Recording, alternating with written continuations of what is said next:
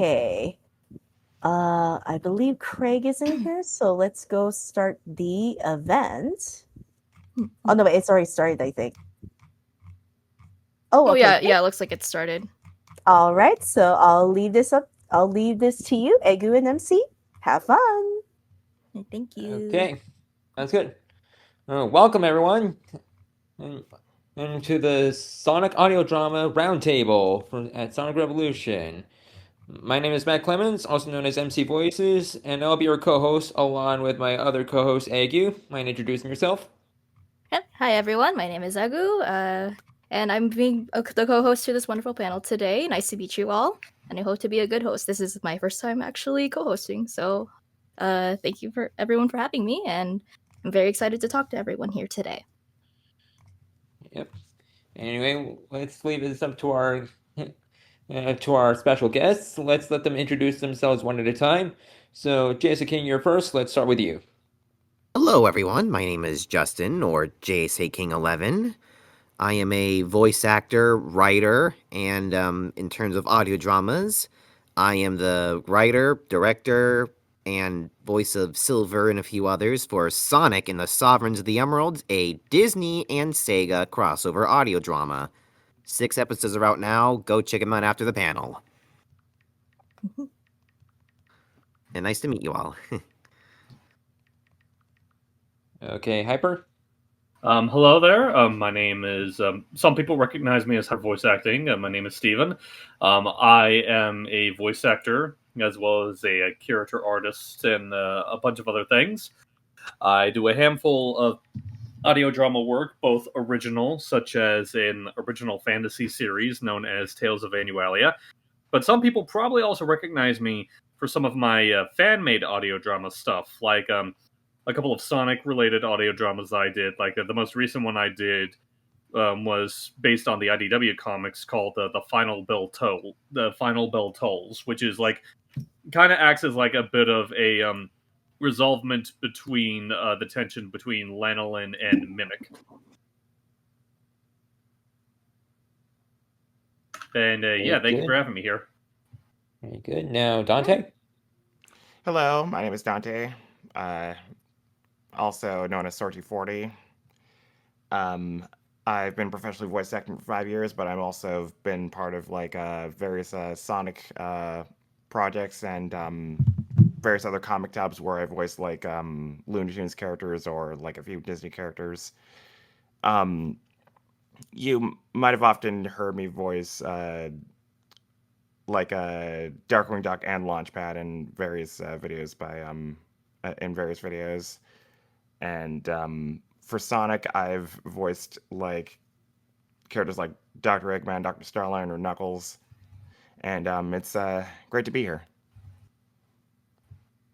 Right, now, Noah. Hi everyone, I'm Noah. Probably know me as Yoshito13. I'm been a voice actor like 11 years. People probably know my work voicing as Tails, or kids who know me for journal and dubs. I do a lot of cue writing of some of my stories I've done, and I also add some audio dramas where, like with Sonic Polaris, I did with Geeky Sonic at the time. I have made like a few audio dramas of sort of my own, but yeah. Thank you for having me here. All right, now, Cole.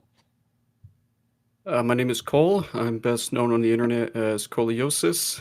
I have played the voice of Knuckles the Echidna both inside and out of my own content, and I am the writer and director for the ongoing web series Supersonic Squad. It's a Mario and Sonic crossover series. As far as non-Sonic projects go, I also tackle other franchises like Naruto or like popular PlayStation franchises like Ratchet and Clank, Sly Cooper, Twisted Metal, Mortal Kombat, and stuff like that. I have had a panel on here before a couple years ago, but this is my first panel in a whole group session, and thank you for having me here again. Awesome. And now, Wyman. Hello, everyone. I'm Wyman Stevenson, creator of Sonic Forerunner, aspiring fiction author. I pretty much just write a lot of fan projects, particularly audio dramas and potentially soon full cast audiobooks. And I just like writing stuff and having people listen to that stuff and be like, oh, hey, that's cool. So thanks for having me. Great. And finally, Gamebox. Well, hello everyone.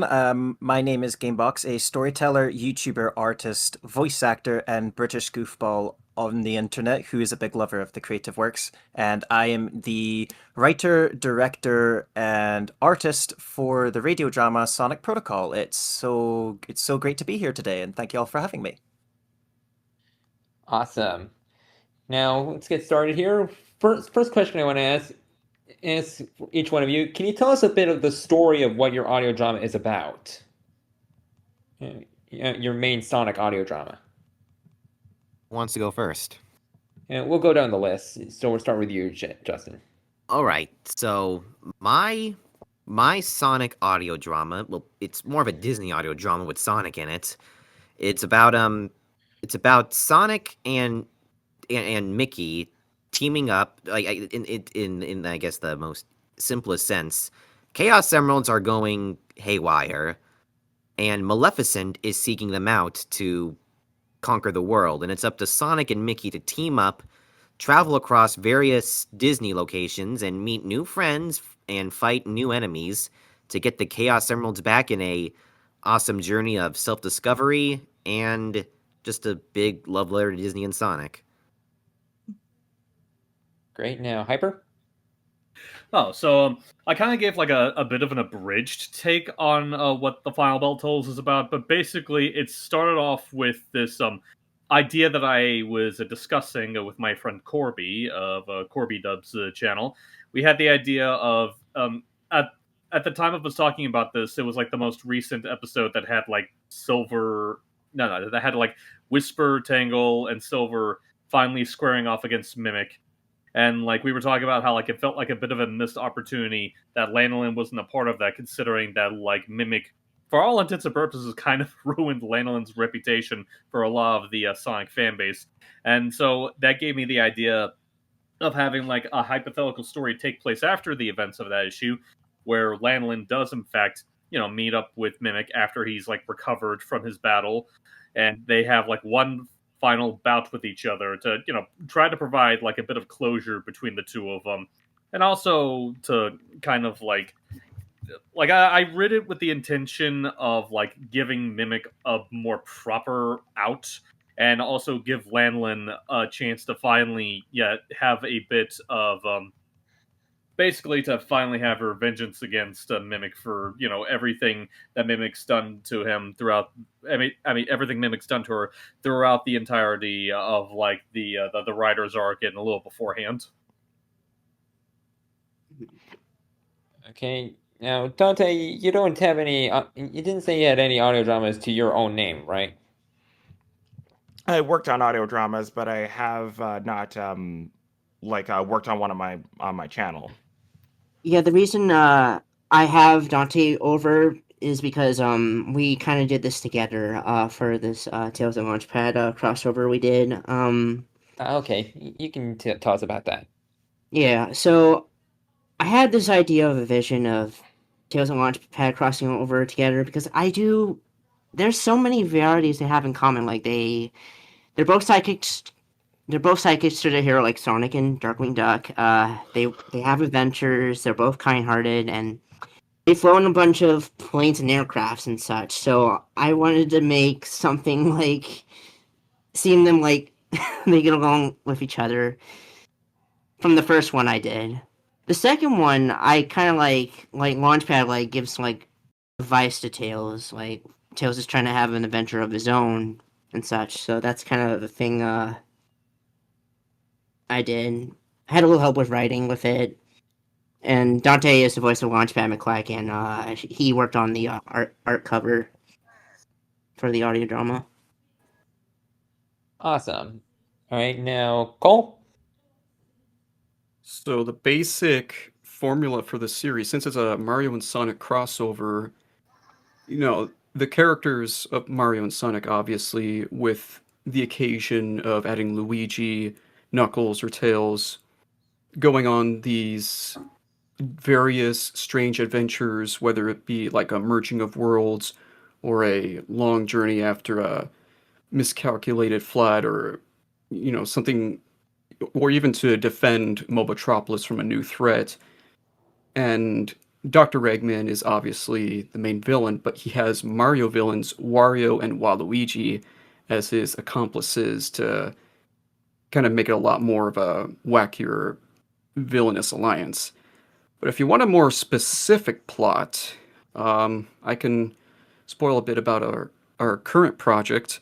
It's actually a remake of an older episode from 2021. Sonic, Tails, and Knuckles are preparing to set up a rock concert in Brooklyn, but when they take the portal that leads from their world to Earth, Eggman hacks it at the last second and it sends them to a completely different destination far from where they need to be. They're stranded, and now they have to use their raw effort to make their way all the way back to Brooklyn. A little bit of a shameless plug. The original version of that audio drama was actually where I got my start in voice acting. So there's that. It's true. Anyway, Wyman? Hey, so Sonic Forerunner starts off with a pretty basic premise that most people are familiar with. New threat comes in. It's after the Chaos Emeralds, and so this spirals into a crazy emerald hunt where new threat surfaces, new revelations are revealed, and there's more than meets there's more than meets the eye in terms of what the characters are dealing with. The purpose of the series is to not only strive for game accuracy in the sense that this could be official, like in terms of a narrative sense, but it's to also tap into the very mythologized, I guess, tone of the official series. I consider it almost like modern myth of Sonic being this very spiritual, idealistic character that compacts all these grand ideas and fundamentals into a very fantasized adventure, so to speak. And so yeah, it deals with a lot of it deals with a lot of sorry for being a it deals with a lot of existentialist themes like predestination and fate, destiny, and what it means to be a hero, whether that be to prioritize deontology, basic principles, versus utilitarianism, which is objective good. It means to analyze ideas like that, and yeah, I'm pretty excited to work on it. And that's pretty much what it is. Finally, Gamebox?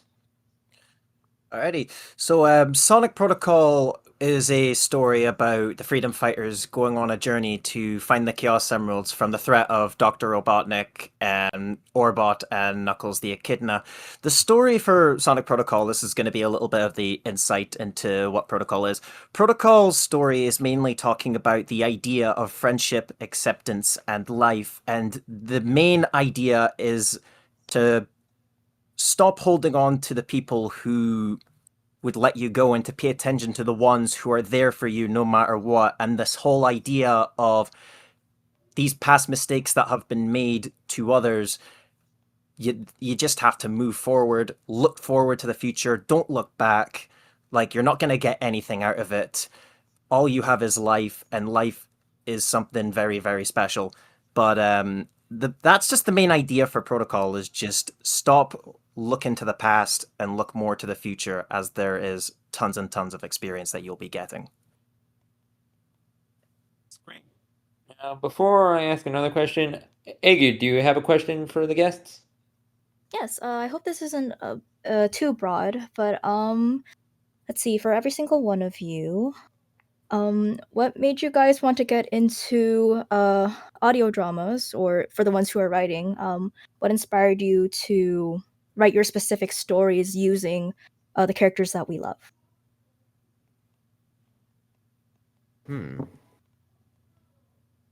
Well, once again, we'll start with the list. We'll start with Justin. I figured as such. Well, I guess it kind of started when I was working on my last one, which was a Mario-themed audio drama. We were just tossing out a bunch of random ideas, and one of my friends suggested, hey, what if, I don't know, we put the good dinosaur in there or something? And I was like, I don't know. But then that kind of got me thinking, because after that one, I wanted to pivot to Sonic. And then I was like, but I need a good hook for it. I'm like, wait, good dinosaur, Pixar, Disney, Eureka! Because I've been a Disney adult more than I've been a Sonic fan. And I was like, you know what? I think these two worlds would be really suited for each other. So then we just started throwing a bunch of ideas to the wall, seeing what sticks and what doesn't stick.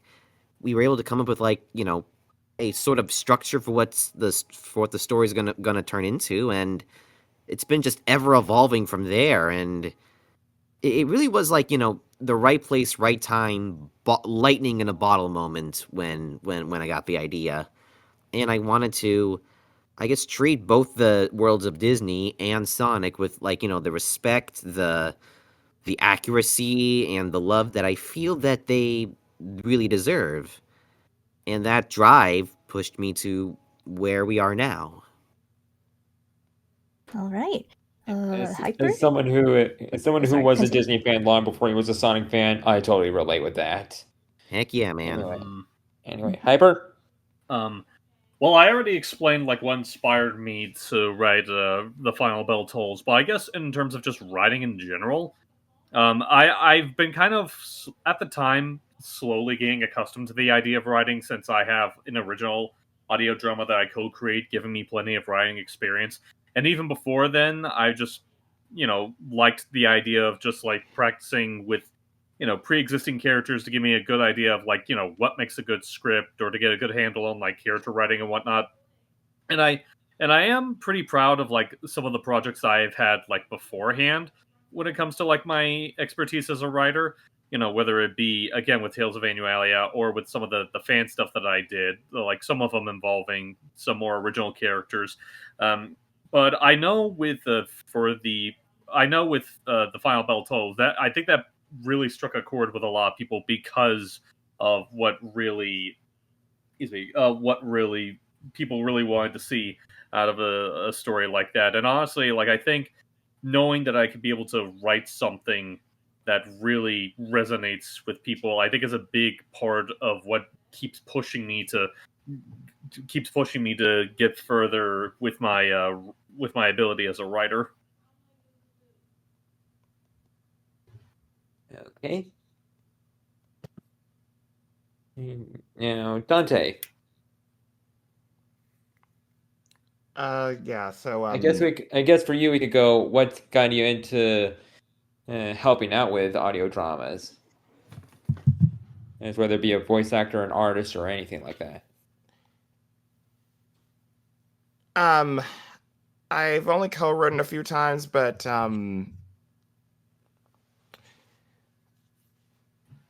I've pretty much just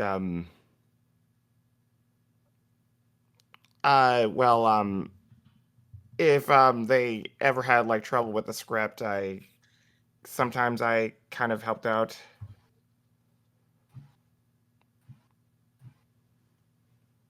I haven't been involved much, but yeah, that's pretty much. Okay, and Noah. Well, I guess I could say like what I got myself when I started writing. I guess around 2021, I started out. It was mostly like animation films I gotten to do. It was kind of fun to write some other Sonic characters besides from Sonic being the main character. It's fun to write the Chaotix, Babylon Rogues, any other certain characters, but with audio dramas, I think Geeky Sonic hooked me up with his audio drama, Sonic Polaris. That's the thing. Me and him work on. He did all the writing, and I just did all the audio mixing. And I know a few of the cast were in here, like Justin and Dante. And I guess I managed to do some of my own, like with the Tales and Launchpad stories, because I thought it would be a fun thing to do. There is another one I did with Night and Dawn called Now You're a Man. It kind of features like when Vector grows up as a such, like Night and Dawn like give something that is way back when Victor was a young one. So that was a fun story. Well, actually, Geeky's not written that, but I audio mixed it. So that was a fun story I did. So I know I haven't really done much audio dramas, but who knows? I might do more. I just writer's block is not fun. But Yeah. Yeah, I feel that. Tell me all about it, man. But yeah, that's about it. All Great. right, Now, thank Cole? you. This is going to have to be split up into 2 parts, but I will be brief with them as best as I can.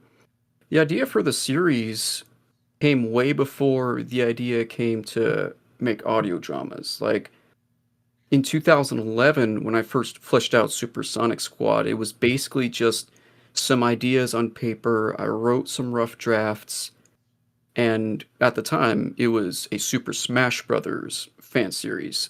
But then later on, when I picked it back up to release it to the internet for the first time for fanfiction.net, I stripped it all down to just Mario and Sonic because not only was it simple, but both worlds could easily be dug through to expand on newer ideas using just those 2 franchises. It's simple enough. But as far as audio dramas go, it was when I talked about my series with an old friend of mine who was partially blind, and he really liked what I did, but I'm like, how is he going to be able to enjoy it this way? Like, I even told him maybe I can do some sort of audio play thing, like the CDs you get at the library to have the books read out loud to you. Maybe I can make something like that for you. And a few years later, while I was in college, I worked on a few rough takes of some older Supersonic Squad material, which they no longer exist. I don't want any of you to hear that. Yeah, it was just me doing all the voices, so I was completely unprepared. At least the Coleos cut. No. But in 2019, I tried it again with a holiday special called Tales' First Christmas. And then a couple years later, I started working on new episodes regularly, and that's kind of the pacing that it's been since. We're still working on that to this day. Okay, now Wyman?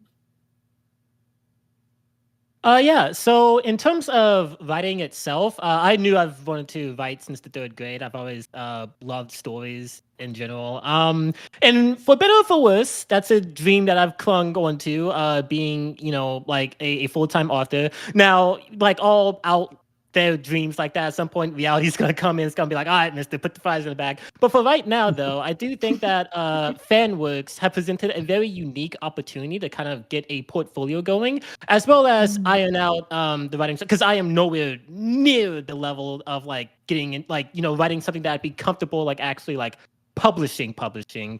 So it's really cool because stuff like audio dramas and full cast audiobooks, you get to engage with the craft and write stories you love, and also the fact that these are pre-established worlds with pre-established characters and rules gives you kind of like a safety net to refine your style without having to like come up with entire worlds and concepts, etc.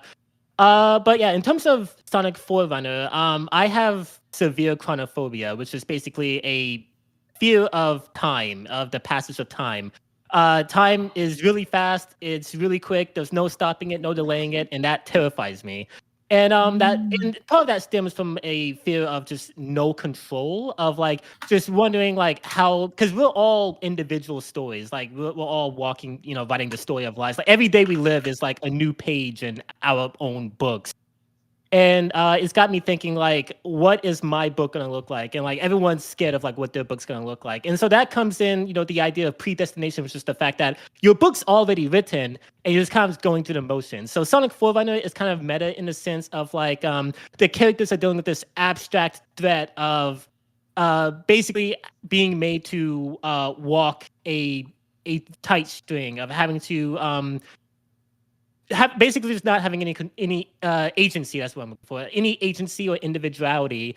But Sonic being the physical manifestation of freedom and benevolence, kind of is a really cool counter to that. And without getting into the weeds of the actual most of the story, it basically just kind of presents all sides of the argument and like what fate actually means in the context of the human experience. And yeah, that's pretty much yeah, I'm done. All right, thank you, Wyman. And finally, on to Gamebox. Okay. For me, when it comes to writing, I even from a young age, I've always loved the idea of storytelling, whether it be in like different medias like films, books, shows, radio dramas, like something about the idea of getting lost in such amazing stories has always fascinated me. Like going into a cinema, going into a movie theater, just listening to the radio at night, just this whole idea of getting fully immersed in what the author brings is just something that's always fascinated me in a way. In terms of Sonic Protocol, it's been like the best way to describe this is a 1,000-word essay, and that essay is filled with like a bunch of plot holes, and it's like, wait, where are we? Wait, which direction are we at? Wait, I can't seem to find out where I'm at, basically. But Protocol had shifted from different ideas from how would I write Sonic to how would Sonic and Sally reunite in a situation, until then coming up with the idea of, hang on, I know people that have always had this massive grudge, and say, for example, a decade, 2 decades later, they're still on about that grudge. And it's always fascinated me with this idea that, do we really hold on to this grudges for the rest of our lives? Do we really hold something so, whatever the situation is, like good, bad, whatever it is, do we really hold on to it with such spite, with such anger, and we can't just look forward? So that's why the idea when writing Protocol was the whole premise of just, hey, this is what's going to happen going forward. What happened in the past is in the past. It is what it is. There's still more to live for. And yeah, that was just the main big idea for what got me writing for Protocol. So yeah. Awesome. Those are some good answers. Anyway, let's see do we have any audience members who want to ask a question? If you want to ask a question to any of the guests, raise your hand. Oh, we got one right here. Let's bring up Mayo Anime. Oh, Mayo. Hey, everybody. How's it going? Hello. Hey, it's going well. Good. It's good. Hello. Hey, it's so good to see you guys. I recognize a lot of people. Hello. Indeed. Okay. I have a generic question. Okay. How long does it take for you guys to make these audio dramas? Oh boy. I think that's really dependent. Like that's very case by case because it depends on how long the script is. Yeah. It's case by case. I'd say like minimum around like 2 or 3 months. Like if you're doing something like pretty like low scale. If you're doing like a multi-episode venture like what Joseki and Gamebox and other people here are doing, that's at least like a year, like a year before the whole thing's out. And wait, are we talking about like episode or by the full thing? Any episode. Oh, any episode. So like if it's one episode, yeah, I guess it's like 2 months, 3 months, I want to say. Because there's a whole like process. First get all the voice actors, and okay, record your lines by then, and sometimes some people don't record it, on the dot, so that does add a little bit of delay, but life gets in the way. And then there's putting all the stuff together with the sound and the music, and then once you have all that, oh, that's good. Oh wait, we're missing the art, so we just wait for one of our artists to get the thumbnail in. and that can take time, like no longer than 2-3 months at most. Sometimes more, because there are moments where we like to take hiatuses and break. Yeah, breaks are okay. And when they're ready, when they're refreshed, they'll resume where they left off. Yeah. We're working on one right now, so that should be ready soon. Can't wait for y'all to see that one. Yeah. Mhm. Hope you like Silver. Yeah, Silver's Yay, awesome. I Silver! do. I do. Silver's awesome. It's no use. It's no use. It's no It's no use. It's It's no use. It's no use. Funny enough, he was like the first character I voiced in a Sonic project. I like Now all we need juice. is Kelp to come in and yell. Then all of a sudden, I voiced him in a Sonic Paradox video recently. Which huge congrats on that, by the way, Sword. Yeah. Yeah. Yeah, like congrats. that was honestly, awesome. like Dante and also you, Justin. Like you were just like claiming things left and right throughout that Oh, volume. don't forget me. I was And Noah talented- also, I and was Noah Noah talented also on made his debut as 11. well. I know. Yeah, I think Emcee's in a did few of them also voice too. Silver. Yeah, I was in one of the shorts in the 3D one, and I was one recently in Volume 11. Anyway, I was only 2 So- for Tails for 11. I think the only video Anyway, of theirs I Hyper, was you wanna ever answer? in. anyway, you wanted to answer my question? Oh well, what was his question about the length thing? I think I Yeah, already yeah, answered how that. long Yeah, it something takes. about production length from start to Yeah. finish. Well, like I said, it really is case by case because, like, not all audio dramas are of like equal length or complexity. I guess if you really want like a ballpark, I would say maybe at most, not most, like at the very least, maybe a couple of days or a week. But there's also like a lot of outside elements to take into account. Like, for example, whether or not you have everyone's lines already on standby, or if you still need to wait on someone to send over their stuff. It's not the easiest thing to properly pin down. Indeed. Yeah. Okay. That And who's answers next? My questions. Yeah. Well, thank you for answering them, and it's so cool to see you guys again, and I can't wait to see the audio dramas you got going on. Hope you end up enjoying them. Yeah, Mhm. thanks. Yeah. Yeah. Mhm. All right, it looks like Yep. we also have a request to speak from Variable Zero. I'm going to go Yo, ahead Variable. and let them invite them to speak up. Send them up here, man. Okay. What up, bro? What the Very fuck? much. I'm in a lobby with Sonic whoa, fans. Whoa. This Try to keep this PG rated. This is panel. G Try to keep this rated. PG It's a rated. G-rated panel. Whoa. Yeah, Yeah. PG rated, Someone's in please. trouble. My bad. I kind of forgot that part. We'll I guess we'll edit this out in only- post.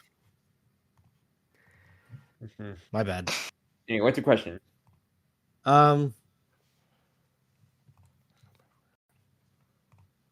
Oh yeah, sorry.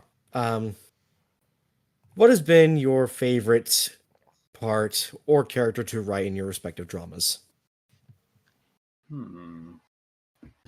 Well, even though I had a lot of fun, like really ironing out like how Lanolin and Mimic would interact with each other, I think one that I personally really liked writing for was Tangle, because she just has such a really fun and energetic personality, and it was amusing trying to think of like just what kind of like things she would say in any kind of like scenario, even if it's for what's essentially a glorified cameo. Yeah, Favorite I'd say my favorite to write has been Sonic, because basically for the challenge of it, because Sonic is a very deceptively simple character.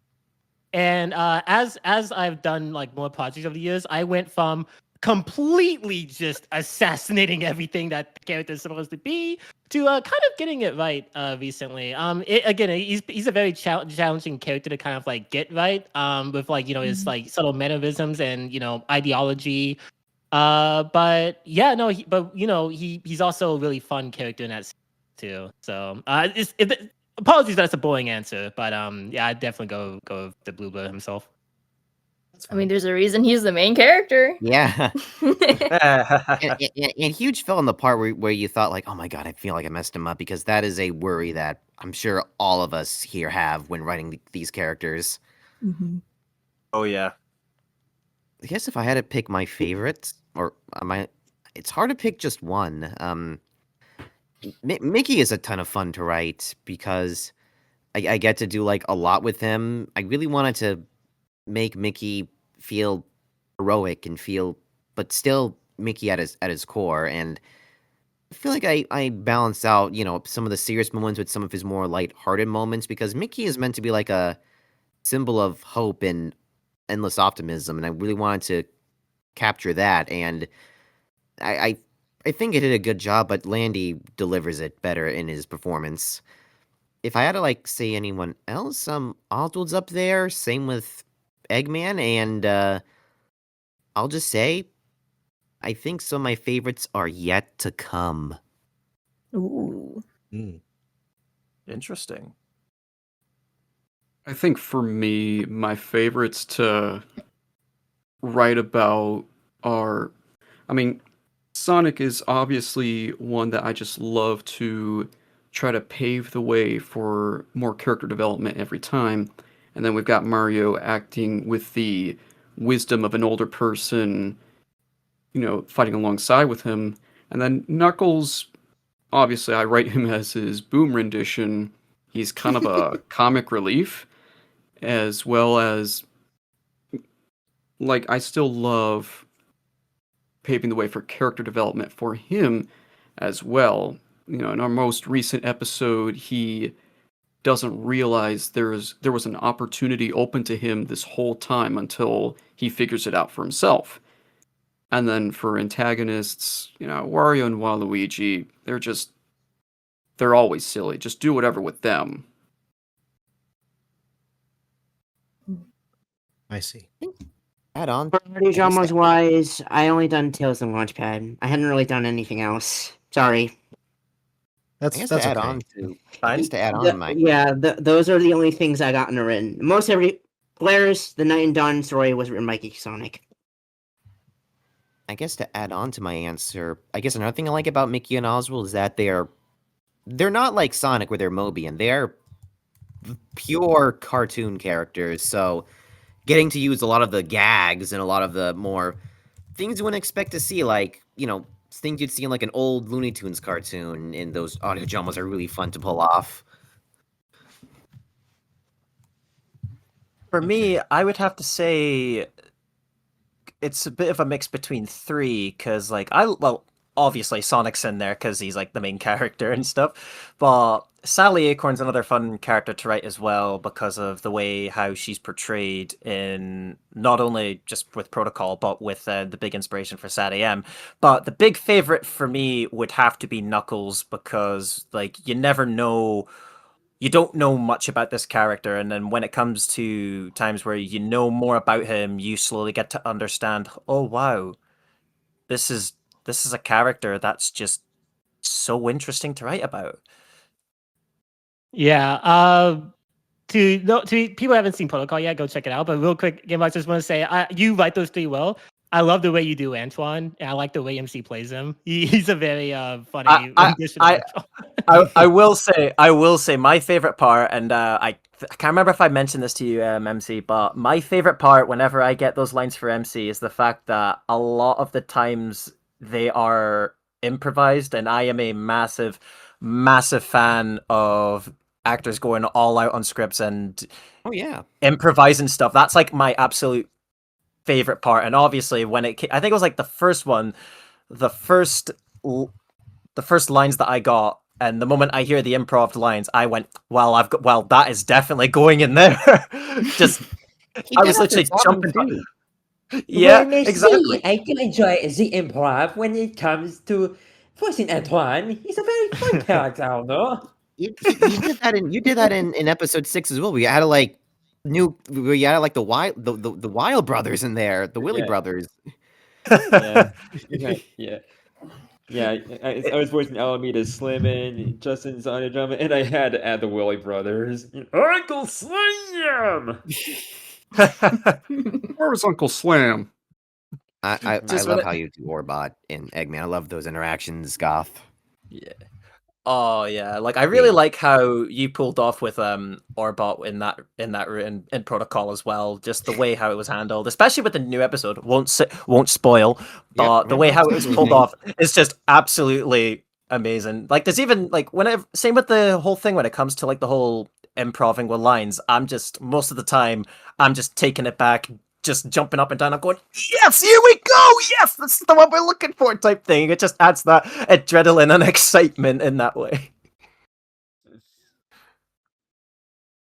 Is everyone answered the question? Yep. All right. Yeah.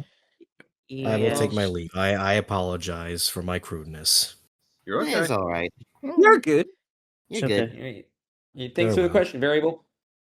No problem. Okay, now here in the chat we got a text question from Trey Thornton 19. My question is to everyone: which audio drama is your favorite to work on? Actually, let me double check Ours. my notebook. In terms of what's already released, episode 6 is my favorite. The fragmented reflections. Yeah, it's more of a longer one, but it's packed full with a ton of character growth, especially for Tails and Mickey. There's like a sweep of new villains that show up to ruin the heroes. Some iconic, others that are very obscure and ones you wouldn't think twice would show up. Same with the heroes. There's a lot of very obscure characters in 3. I mean, not 3, 6. And I feel like the story does a lot to push Sonic and Mickey and Shadow and Amy even further than they have been before. Like, really getting them to come to terms with the consequences of their actions and what the future will hold for them. And all the voice actors in that one just gave their 100% all. Like, that entire episode was full of like Oscar nominees right there. Yeah, and we have some of them here right now. We have Sword and MC. And Hyper, who was in 5, so you Yeah, give them that's all a true. shout out.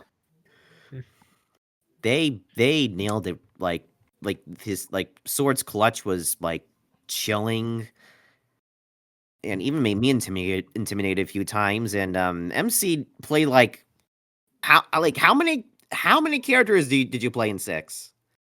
I played 8 characters in all, I think. Wow. I think it might have been 7. Well, 8 if you at least 8 if you include the Willy brothers. Really goes to show off your range and just how it goes to show off your range. And so yeah, 6 is my favorite of everything that's come out. But my favorites again are yet to come. Ooh. Oh yes, so excited. Okay. Hyper, next. I really do like the one that we were talking about. Another one that's a personal favorite for me because it also introduced the challenge of like how do I write an original character along with pre-existing characters is one called Frozen Fears, which is involving one of my original Sonic characters called Dr. Celsius. It was really fun figuring out how exactly I wanted to like write his interactions with other characters and kind of find that good balance of like, oh, he's an important player, but not to the point of like completely overshadowing like the main cast characters. Right.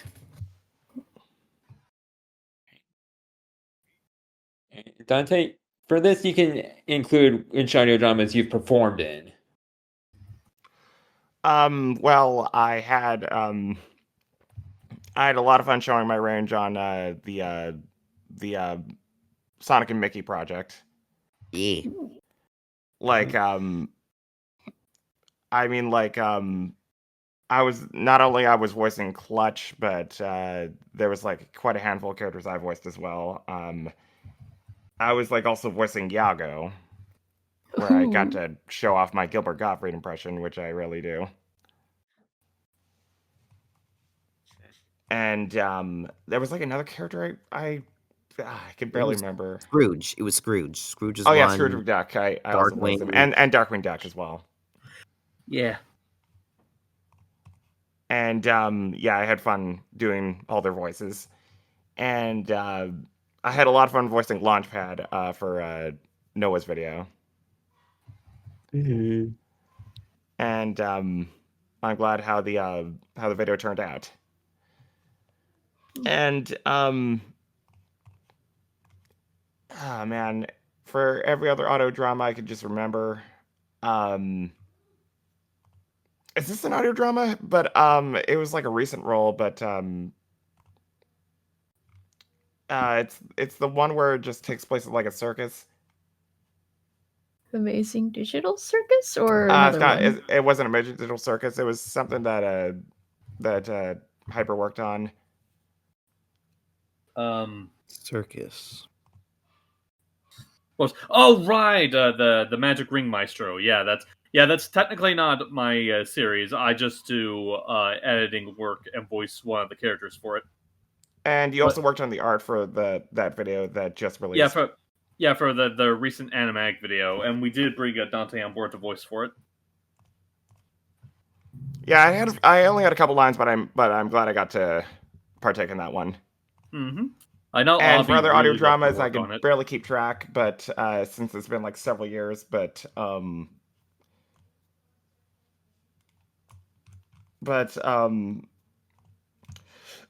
pretty much had the most fun like with mostly the Sonic related ones.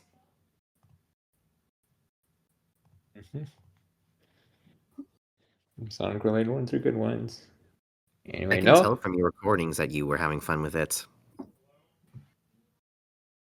Like, I guess when you listen into recordings, you can kind of tell when an actor is smiling. And I definitely got that out of you where it felt like you were having a lot of fun with those roles.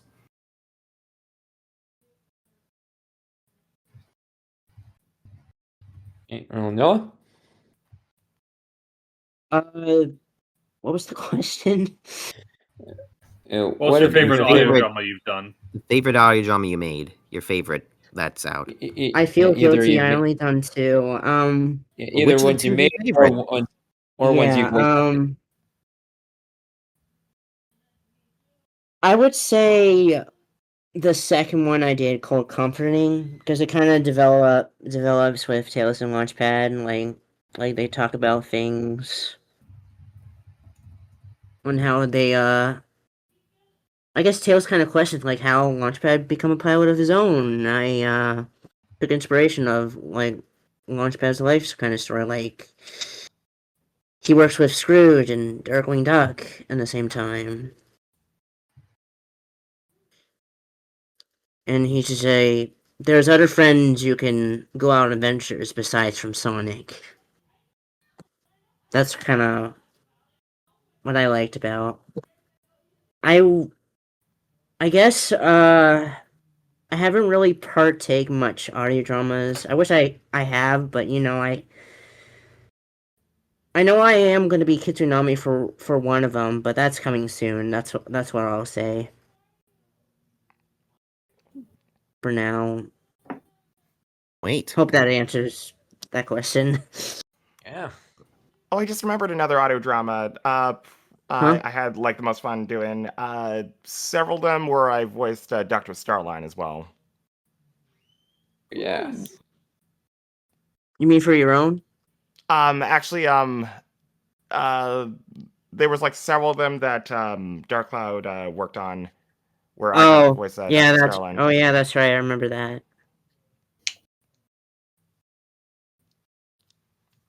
Cool. All right, so for this, I'm gonna have to put this into 2 categories as well. I'll be quick about it.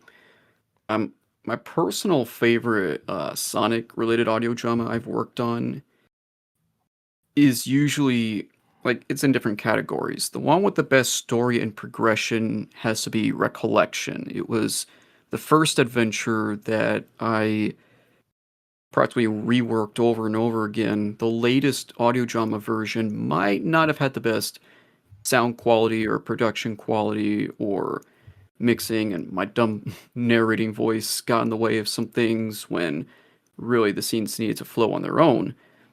Like, it was mainly the story that worked the best, even though it's basically a stripped down version of the original take. Like, even this version is well over an hour long. It it was still a perfect story, but when we did the trilogy of time, and then after that, Conflict and Control and A Kingdom Reunited, we were able to get things back on track and make this feel like the older version of the series, but this time we did it right with production quality, character development, and everything else that can pave the way for all of these possibilities of what could happen to these characters afterwards. As far as non-Sonic projects go, from my PSAS series, Manhunt from 2022 was the first episode in which we tackled that formula of no narration, let the scenes speak for themselves, make it seem a lot more cinematic than just basic storytelling. And then everything else that came out after that used that same formula but delivered something different every time, and it was just perfect. And then one more side project was Naruto and the Missing Ninja from 2020.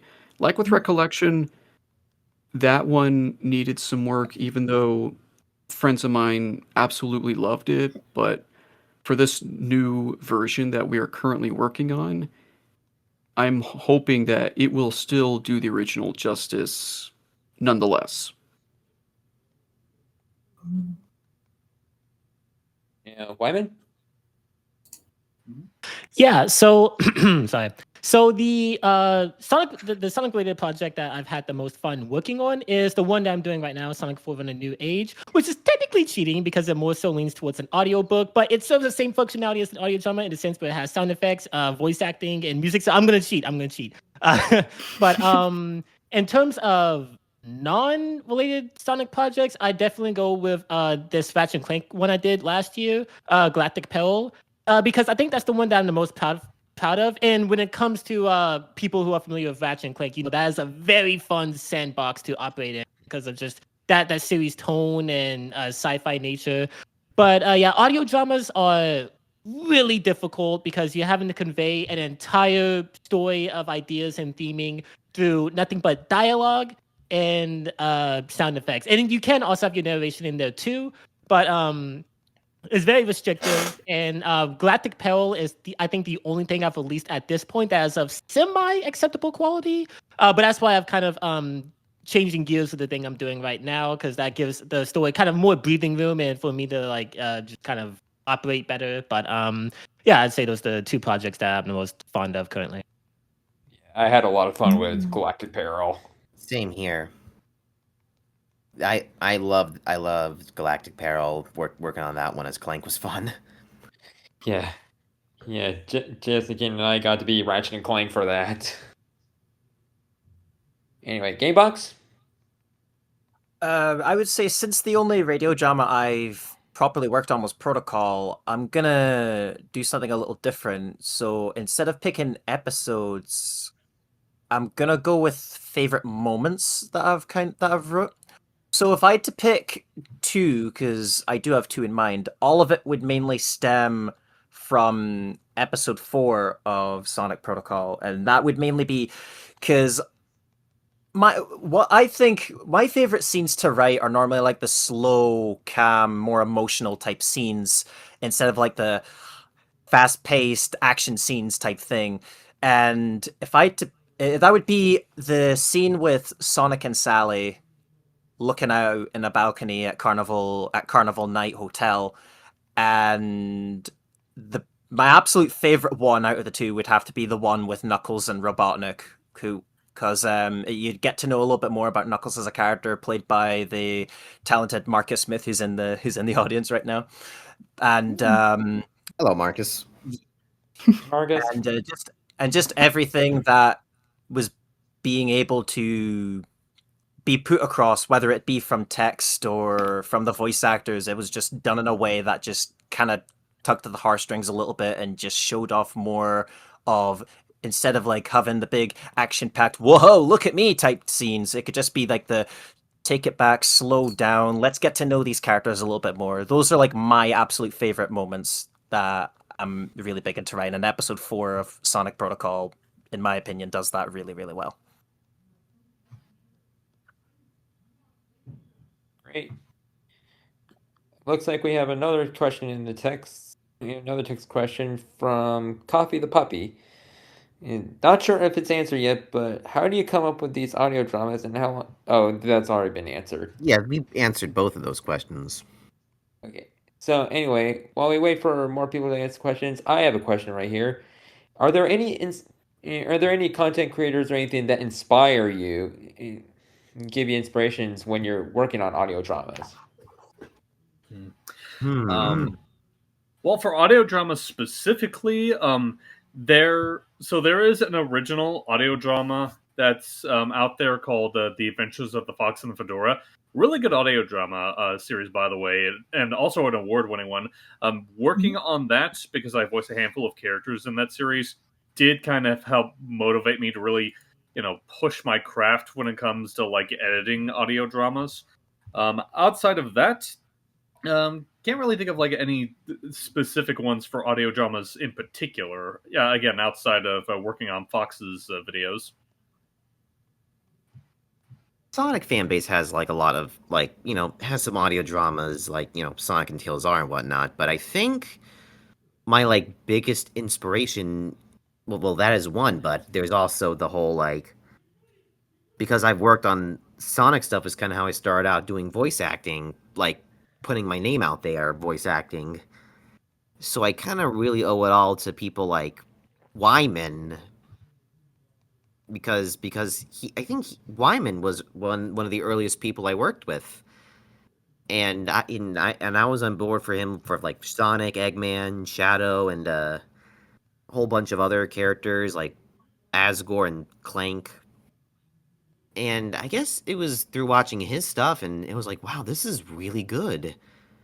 That kind of inspired me to pursue a similar path, being like, and I also took classes in college about sound design and story writing and screenplay writing. So it was really a mix of the community, folks like Wyman and Unitato and MC, and like, if I try to list everyone that inspired me, we'd be here all day. So it's, comes from a lot of places. My answer might have to be yet another two-parter. Sorry. In terms of audio dramas in general, like, I know I've already talked about what made me do it, but like from before then, when I was a kid, I would get these audiobook CDs from the library, specifically of a series of unfortunate events read by Tim Curry. And just listening to him speak everything out in his own fashion just kind of spoke to me quite a bit. And in terms of writing, a huge inspiration for me was Stan Lee. Like, I read his Marvel comics during a time where it just inspired me to write more and more. A lot of old rough takes that sadly no longer exist, but still, it's like he was just all over the place, and that's kind of what made me do the same for my own thing.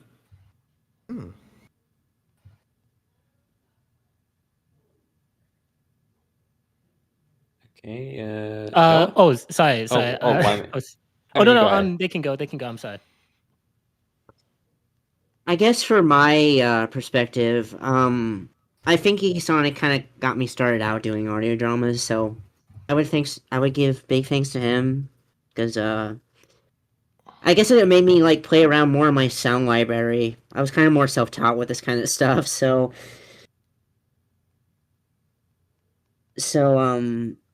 it was kind of fun doing my own one-offs, the 2 stories I done, and I guess along with the animated films that I written for it. That's another thing I enjoyed. But yeah, I have to give thanks to Geeky Sonic for getting me into audio dramas. Great. Wyman? Yeah. Well, first off, I want to thank Shaking Flag because like that actually means a lot. And I'm not sure if you're aware. Oh, you probably are. You're the first voice actor that I ever worked with, and to be able to have a collaborator, if you, and again, this comes back to my fear of time because it's crazy it's been this long. But for 3 years on various projects and like still working, it's legitimately an honor of like people of your caliber and other people to like volunteer your time to like help bring these weird stories of mine to life, and it's an honor that I don't take for granted, and I really appreciate. Man. Oh, but to answer the question, I forgot about the question for a second. But to answer the question, Your inspiration. yeah, I'd say Sonic and Tails are now obviously audio dramas had existed well before that, but that I feel like that series was the first to really popularize it because that was the first time, at least personally speaking, I watched something. I was like, whoa, you can tell an entire story with just sound. That was like there's a because obviously I knew of audio books, but never something to that caliber where it's like fully voice acted, has all these sound effects, very cinematic. I mean, it was crazy. So yeah, in terms of what inspired me to even like start creating, I give it out to, I'm not sure if anyone's gonna recognize this person, Mick Juggernuggets, co-creator of Storyfire, this storytelling app, which is actually where me and Gamebox met. He made his career out of telling like these weird indie series that blended the line between reality and fiction. My Virtual Escape was my personal favorite of his, and also Undertale fan AUs like Glitch Tale and Underverse were also big inspirations in the sense that like these people got to tell this entire crazy, really well put together series just by themselves with nothing but pen, paper, $5 and a dream, right? Like that was insane. And so yeah, I give it out to those 4 individuals in particular for really inspiring me to like start myself. But I'd say those would be my answer. Gamebox? Well, I'm gonna list one big inspiration that helped me out with the radio dramas, and he's in this call. I think he knows who he is. It's Wyman. He was one of the big like when he started off with his Sonic series, asking me to help out with the art. It was like a big honor, and just seeing how he would create these amazing episodes of the radio dramas he was working on, it made me think, hang on, I think this is something that I could give it a shot. But obviously there was more to that. But the one thing that you'll know about me is that I'm not only am I a Sonic fan, I'm like a big gothic spooky type guy who will like to listen to like the gothic works, like for example the Ghost Train by Arnold Ridley, Where the Wind Blows by Raymond Briggs, but the radio drama format from the BBC, and the infamous War of the Worlds by Orson Welles. And I would say with the radio drama aspect, there was a lot more like Justin's Paper Mario: The Rise of Voldemort, and yeah, I think it was just those 2 in particular, like Justin and Wyman, that made me think, hang on, we could actually get something like this together. Wow, you know what? I'll throw my hat in the ring. We'll give it a shot. And then yeah, it's been a lot of fun and just a massive honor to have Wyman, Justin, and MC, Marcus as well on board helping bring this project to life, because it's just absolutely wonderful. All right. Has everyone? Sorry. To have been an inspiration to you. Thank you very much. Yeah. So y'all trying to make someone cry. I'm not trying to cry in Yeah. front of all these wonderful people. That's my superpower. I love making people cry. We're I feel writers. you. That's our power. Oh yeah, true. I'm not going to Anyway, give what- anything away, but I did make one of my cast members cry when they read the script. Oh. So that's something. Yeah. Sorry, I Rio. made someone's mom cry once. They're having their mother A cast member was having their mother listen to the series, and apparently their mother cried like at the end. I was like, Which "Oh one wow!" was it? They're pretty like basically the person who plays in Evolution. I don't like because they're pretty private and pretty like respect the God! Oh, privacy. So like, Evolution, right? yeah. Anyway, looks like we got another hand raised in the audience. Eggu, you want to call him up? Yep, okay, we're gonna bring up Dino Kaiju up. So I'm gonna invite you to speak right now. Go ahead and come up. Hello. Welcome Hello. in, Dino Kaiju. Welcome. Hello, everyone. Hey, Kaiju. I hope everyone's having. Hello there. Hope everyone's having a good day so far. Kenobi. Good. You are a bold one. Anyway, I hope everyone's having a good day today on this panel so far. And so far, I've been learning a lot of stuff when it comes to audio dramas and stuff. All right. So my question is gonna be for everyone here in this panel. So I'm quite curious to hear.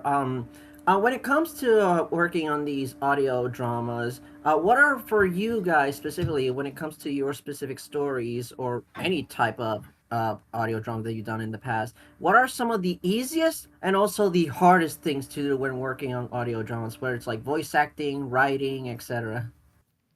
Ooh, Wow. Oh, okay. where do I begin? Oh boy, something tells me you have a list. Congrats, Kaiji. You just gave everyone in here a PTSD episode. So, I regret the nothing. hardest thing, I guess, easiest. I guess writing is the easy part because I can just put so much stuff on the wall, like write until my heart gives out, and then I go to the editing room and I look at what I wrote. I'm like, ah, crap! Why did I? I'm gonna have to make that a sound. And putting it together is difficult because one, you don't know when people are going to get their lines in, and it could result in things getting a little bit behind schedule. There's also finding the right voice because last casting call we were having a lot of trouble with some characters, and I guess finding out, oh, would this music fit that scene, or does it sound kind of dumb, or just making the sound effects just hit just right, and I guess there was this one time with part 4, I remember it clearly, where the entire project just no, not part 4, part 5. Part 5, the entire project gone. Deleted, basically. Project got corrupted. Oh no! Laptop broke. Oh And no. it was terrible. It was like a really bad period, but thankfully some of it was salvaged, and I had like a whole bunch of other friends just pitch in to help out with get it past the finish line. But I yeah, was about to making say, this why does that sound familiar? It sounded like the whole thing about Toy Story 2 being almost deleted. basically kind of Yeah. like that. Yeah, and I guess my partner can attest to this. Sometimes those late nights where you're just churning and burning, just trying to get it done, and then I guess the hardest thing you have to worry about is self-consciousness. Like, sometimes you're working and then I sit back and like, are people gonna like this?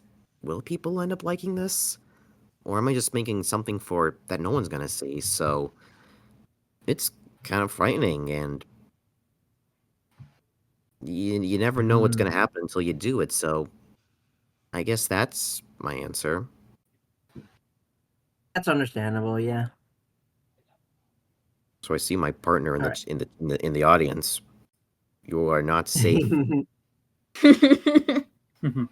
You should totally raise your hand. Hey, Jason Kane's partner. Anyway, Hyper? I think a lot of what Justin said is also applicable to me. Although, if I can introduce some other elements of what's like easier or harder, I think actually recording for audio dramas is fairly easy because you already have an idea of what you're going to say. So just putting it vocally, I'd say is probably one of the easier parts. For me, the two hardest parts for me in terms of making audio dramas are one is finding resources for scenes. Like finding that kind of sound effects. It might not be as hard for some people, but for someone like me who's like very picky with how I want certain things to sound, it could be a bit of a task to try and find like the perfect sound effect to use for a certain scene. Another problem that I know can crop up every now and then is pacing, like trying to find that right, type of pacing for a scene, whether you want a particular pause to linger for a certain amount of time, making sure that gaps between character dialogue isn't too long or too short, and especially when it comes to action, like trying to like properly pace together an action scene with just purely audio, like no visuals to help you out, just trying to plan it out all in your head is also a bit of a task, an undertaking. I see. Which I assume so because I assume with stuff like that you would that sometimes I know that for like dialogue or like scripts they tend to have not only like character dialogue but stuff like added like sound effects and something like that or like interior stuff like that. That kind of stuff. Yeah. All right. No, I believe you're next. Yeah. For easy for me, yeah, audio mixing is really easy for me to handle. I have a big sound library I can use, and I gotten to find more sound effects are fun to use and such. And music, yeah, also music, like seeing it fits and such. Recording is also easy, like Piper said. I guess the only hard thing for me is I'm not good at writing stuff on my own, so that's why I have help. So, and I guess same with Hyper. Pacing with the action scenes. I guess that's sort of a little hard, but yeah, that's kind of my experience when I do with audio mixing. Oh, okay. Who's up next? I guess. Oh wait, I got one. Oh wait, I got one more thing. Oh, go ahead. I think the easiest ones I ever done is like doing like emotional scenes and touching scenes. All right. Those are the ones I'm really good at.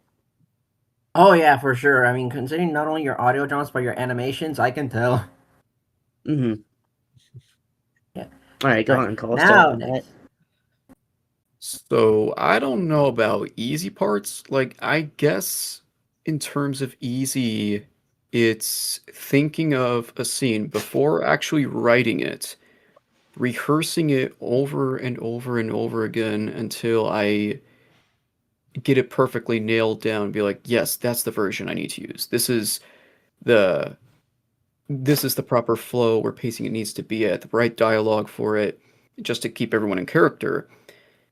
But the harder part is usually just producing the dang thing itself. It's like the casting, obviously, is pretty challenging. And then making sure that the voiceovers that you recruit are keeping their head in the game. And, you got to wait for at least a couple months for the lines to come in. And then when it finally comes time to mixing the audio, it's like Noah said, the pacing of certain scenes has to be just right, as if you were watching it in movie form. No scene has to be too quick or too slow or stuff like that. It has to be just right. And it's like I'm sitting there for hours on end just to edit 10 minutes of the audio drama, and then I play it back to make sure I get everything just right. And it's like, oh my gosh, I spent so much time. My back is aching just for this part right here. No one said this was going to be easy. And also finding the right music track, as everyone else said, especially trying to find one where you will not get a copyright claim. Oof, I feel that. Oof.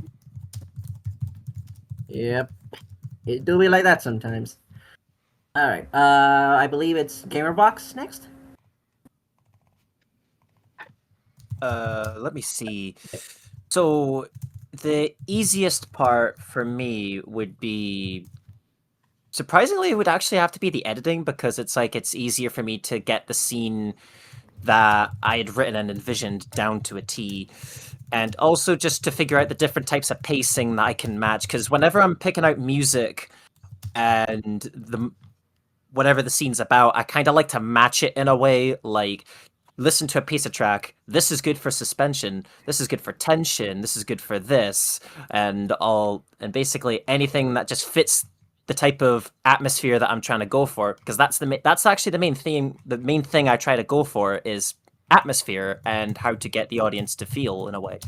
And for the hardest one, it's going to be a bit of a weird one, but I'm going to have to say the writing process, mainly because I kind of write with with three things, and that's radio drama, audiobook, and film in mind, where it's trying to get across this idea to the actors that, so this is the scene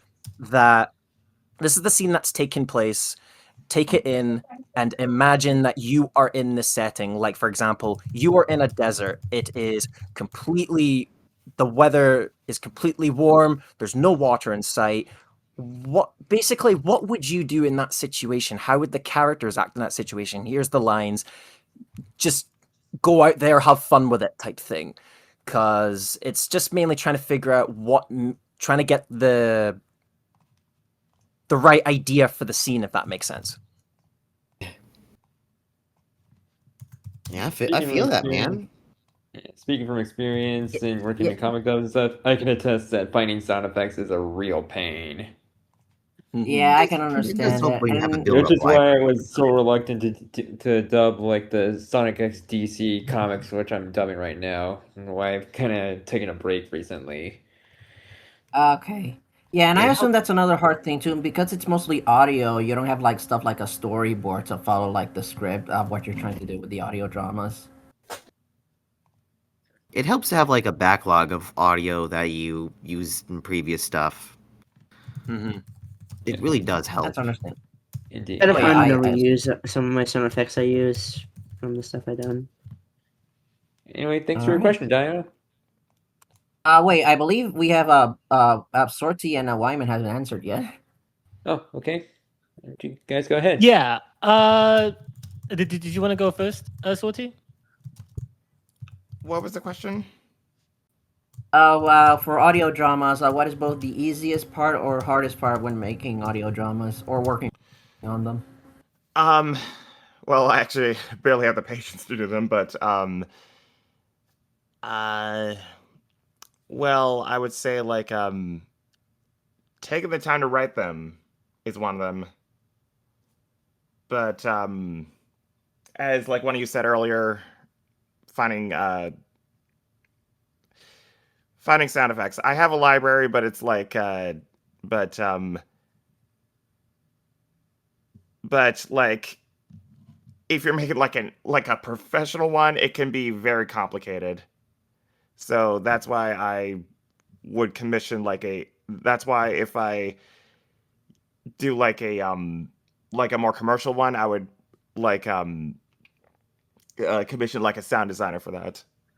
But if it's like fan made, I just like use my own sound library, which is just like sounds from various like video games and a few stock sound effects. But understandable, yeah. But also I think due to having a heavy schedule of voice acting, I think finding time to record them is another thing. Yep, I can definitely tell. All right. I believe now it's Wyman. Yeah. Oh, this question. So before I did audio dramas, I did fan novels, and they were all terrible, which is why they've been buried. But essentially, the only main difference is that there's a bigger emphasis on descriptive writing and narration when you're doing a audiobook juxtaposed to an audio drama. And there's a lot of stuff you have to worry about that when it comes to avoiding term redundancy, providing adequate scene descriptions that paint an exact mental image that you want to convey to the reader. It definitely takes a bigger priority than that of dialogue and story planning. And so when I initially saw audio dramas, I viewed it as a creative shortcut. It's like, okay, well, maybe I can kind of cut one time with the narration. I enjoyed doing narration, but it was very tricky and hard to master. So maybe I can just like, how hard could it be to just do a story using that medium as a framework? Turns out pretty difficult, because way harder actually, because in trying to get around how hard it is to do narration, I severely underestimated it as a invaluable tool, because I already stressed it earlier, but trying to exposit and convey all these complex themes and arcs, etc., through dialogue and sound exclusively has got to be the most impossible task that I've ever tried to do, and which is why I respect everyone here for doing that, because it is so challenging. Because you're always having to contrive a situation in which two or more characters are speaking in order to progress the story along, because really dialogue is like your main tool and main bread and butter. So the production troubles and the editing troubles, I'm especially really bad mixes, which is why I haven't really made anything so far that I can say I'm really proud of. Those are really difficult as well, but I kind of want to provide a unique perspective from my angle, and it's trying to tell a what in my mind at least is like a complex story with a very simplistic narrative framework it's just I cannot stress how difficult it is. But yeah, I'd say that's the most difficult part from my perspective. All right. So is that's everyone had a go? actually a really good answer. Thanks for your question, Dino. Yeah, no problem. Thank you so Wait, much did for the Game Box answers. And answer? Yeah. Thank you for the Yeah, question, wait, man. yeah, I Oh, think okay. everyone else answered. Yeah, I think everyone answered. Yeah. Never Yeah. mind then. All right. But yeah, thank you so much for the answers, and yeah, hope you enjoy the rest of the panel. See you guys. See ya. You too. See Have a ya. great one. Later. All right. So I actually do have a question for each of you guys as well. If I'm good to ask that. Oh, what's Go the ahead. question? All right. All right. So we've all griped with it, but how does everyone deal with creator's block, writer's block, editing block? Even if we Oh have some boy. familiar voices of characters, we've griped about it. Now, how do we get past it? Honestly, what I usually do if I'm feeling stumped with something, I just take a break and just try to do something to like take my mind off my frustrations, whether it be like reading a book or watching a show or playing a game, just anything to like make me, lower my tensions from whatever's like blocking my progress.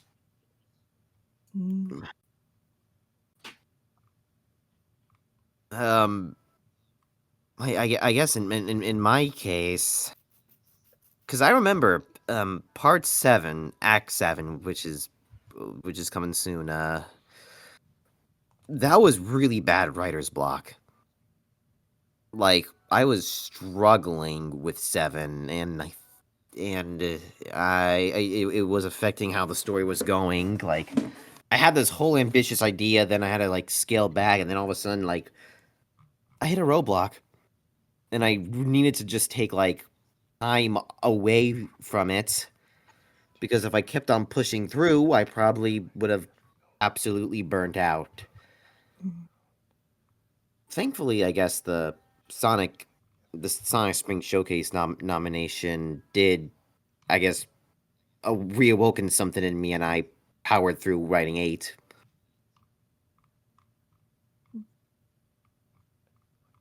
So yeah, writer's block. It's a curse. Okay, I guess I can. I know I said most of my thing with writer's block, but I guess if I ever need help, like, I guess the only thing I get stumped on is on how to end and off the story. I would say, kind of happens sometimes, but I guess whenever I have co-writers, I plan to try to plan a day of when we write together, so that way we can all agree to make sure we get the story right, plot down, and such. So yeah, it's kind of nice to have others to write with you than doing on your own.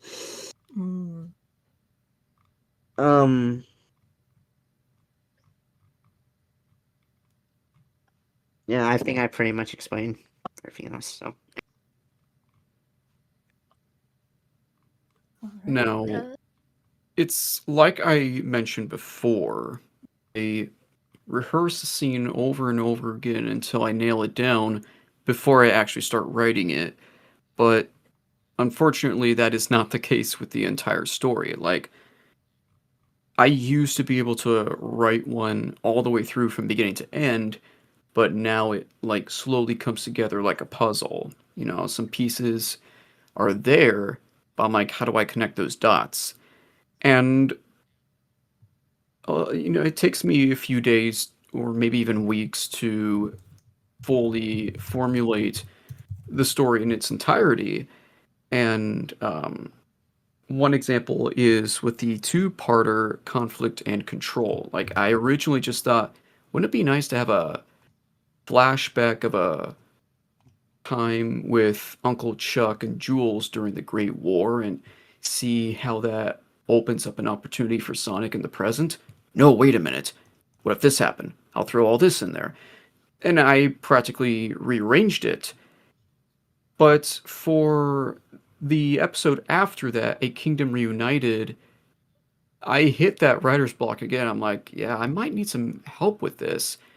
But around that time, I had just met Wyman and Gamebox, and I saw, oh, they're audio drama creators just like me. I wonder if we can collaborate on something. And after interviewing with them, I invited them to participate in the writing process for that episode. And so every week we would enter a group chat, we would get on a call, and we would just butt heads over these ideas. It was a lot of fun. So I'm subscribed to a YouTuber called Jenna Mordecai. She is a best-selling author on Amazon, and she is one of my role models because basically her whole stick on YouTube is to give various writing tips, and I've internalized a lot of her advice and general guidelines. And she said something that really stuck to me, and this is definitely a very controversial stance. And she got a lot of pushback from it in her comments as well. But a lot of people who also agreed and saw where she was coming from. And she said that writer's block as we know it doesn't exist. And her argument was that if you are doing anything for long periods of time consecutively, it is only natural that you're going to burn yourself out. You're going to exhaust yourself of a lot of like that creative fuel. And if you're only writing at times where, like at your leisure, when basically you feel up to it, you are not going to get no amount of stuff that you want to get done. And she proposed that discipline and scheduling is a way more preferable alternative than motivation. Motivation is very unreliable. It is not recommended. And pretty much if I'm going through writer's block, or basically what is perceived as writer's block, what I do is I just write. I just push through it. That's definitely, I think, the most it's not the most encouraging advice and it's not the most comfortable advice, but I feel like it's the most technical and sound advice in terms of productivity, in the sense of even if you're feeling stumped, even if you're feeling creatively burned, just go to it. Right now, one of my college courses, my recent English course, suggested this technique called free writing, where you just open up a sheet or you get a paper or whatever, and you just word vomit all over it. You just get the scene done, get whatever you're doing done, you finish it, and then once it's all there, once it's all written, you revise it, maybe draft it as well, and boom, it's done. Basically, just push through that mental roadblock in your mind, and that will allow you to kind of defeat writer's block in a sense, and not have it hold you back in terms of pursuing your dreams. But that's basically my stance on it, and I got that from Jenna Mordecai, who I could not recommend. Her YouTube channel is Writing of Jenna Mordecai. She's a very great help for anyone who wants to be a writer. And yeah, that's pretty much my answer. that's amazing. You got to meet an Amazon writer. Nice. But yeah, I do agree. Like scheduling, like writing sessions. That's something that I do with when I write with others. I do a. Oh, sorry. Did I mean to cut off? I talk too much. Oh no, you're fine. All I said is I schedule my other writers I work with scheduling on when we write. So yeah, I was including to your conversation. That's about it. Yeah, because me, I'm a big procrastinator, and one thing that I do to help me is I invent a reward mechanism where, okay, there's this book I'm reading, and I really love the book. I am not allowed to read the next 2 chapters until I write 1,000. And so I prohibit myself from indulging in like my passions and hobbies until I get the scene done, and I can't do anything else.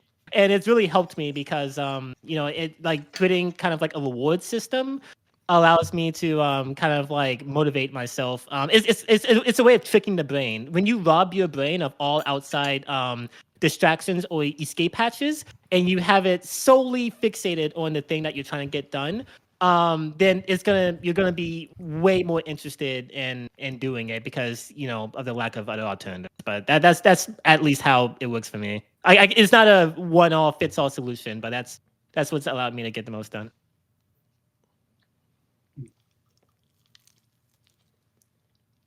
Okay.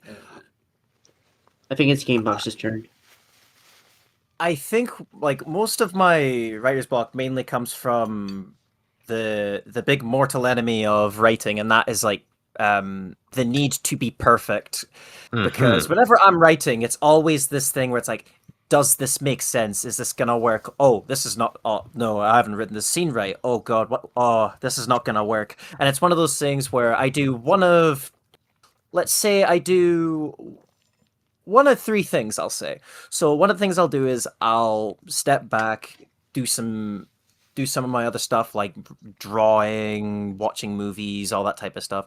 The second one I'll do is a big favorite hobby of mine, and that's look up behind the scenes of famous films from like Disney, Pixar, DreamWorks, Henry Selick, Tim Burton, those different types of stop motion like movies. Or it could just be one of those things where I take a step back, look at the progress I've made, just watch it through, try to get a little bit of the motivation, not force the motivation, but it's just get that need to slowly get back up where it's watching and watching and watching. Okay, you know what? I want to see where the story goes. Let's make that happen. So that's one of the three things that I always tend to do whenever writer's block or creative block just gets in the way.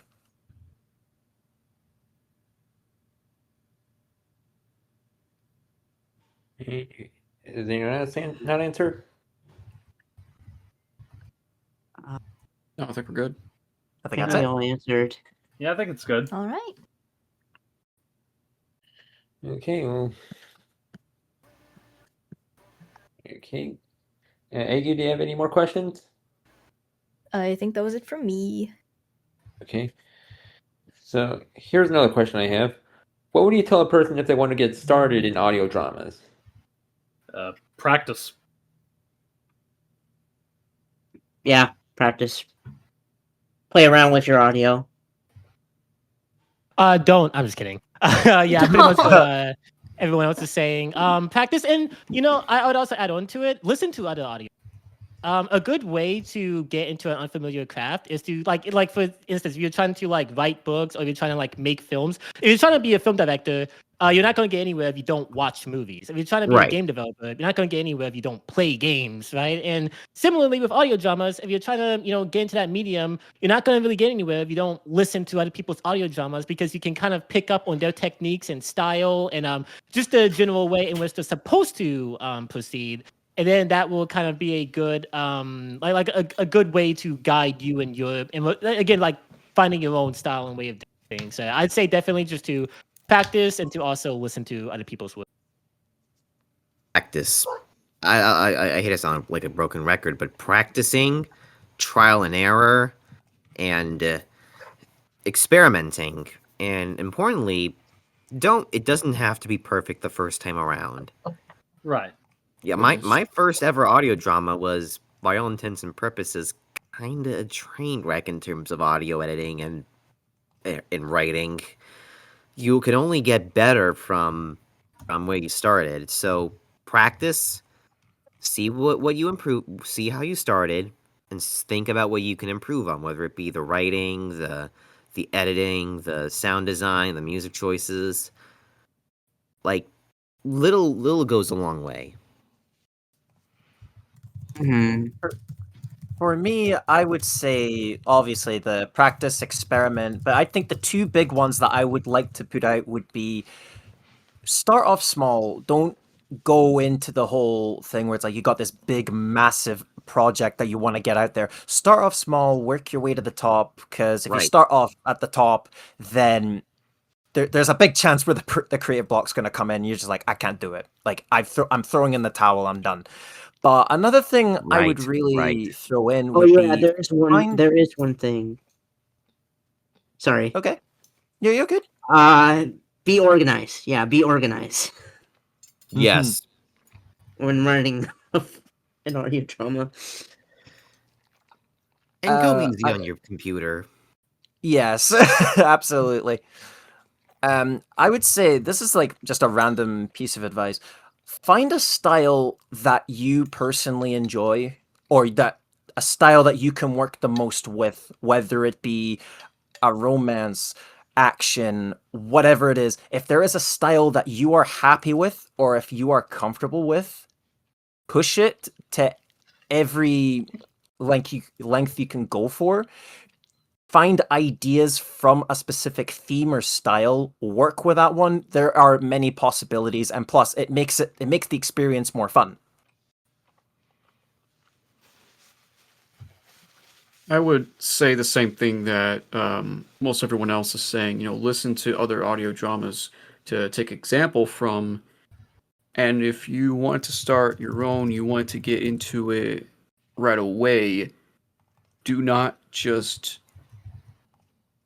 you can't just breeze all the way through and call it a masterpiece, especially if it's not done at a steady pace. Like, think of it as sharpening a pencil. Like, once you turn that crank a couple times, you look at your pencil and you're like, I think this will do for now. No, you got to keep turning that crank again and again and again until you get the tip just right. Because, again, if you rush it, it's not going to turn out well.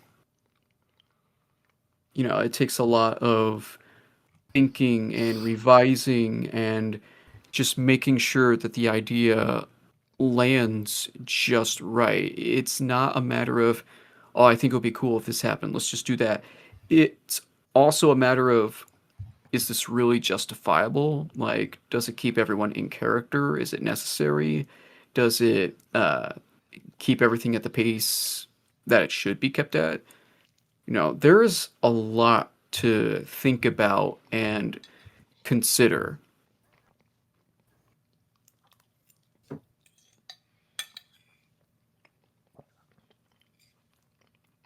Yeah. Sounds good. Yeah. Yeah. Notice there was a question in the chat. Is this the same one, or is this like, as someone who's ignorant in the particular craft and is only dabbling into voiceover work, what advice could you give someone who had interest in it but didn't know where to start? Yeah, it is a similar question, but it's like I think it's like just different enough from like how do you get better versus where do you start with this? Is this for voice act? Well, I'm assuming this was for voice acting, right? Or is this for all of it? I think it's about like writing as well. Yeah, Or, right. like, Alright. audio dramas and Editing. Okay. yes, they say both. Well, for both, for that, you just gotta. I guess the good place to start would be for editing. Well, comic dubs are a good way to go about it. You have some frame to work with, an idea for how characters should sound, what sound effects should be there, what the tone is. It's like storyboards in a way. That is a good place to start. Also, AMVs might be another place to, just messing around with your editing software and connecting things together. For voice acting, there is like, well, a lot of ways to start. Like, what I just started with my dad, and we were both just doing impressions of Looney Tunes characters. And then we'd read books in different character voices, and then we'd, do comic dubs or read certain characters, do impressions, and then that involves in the crafting your own voice for characters. Or, just doing auditioning for a play or doing theater. That's where I started professionally acting.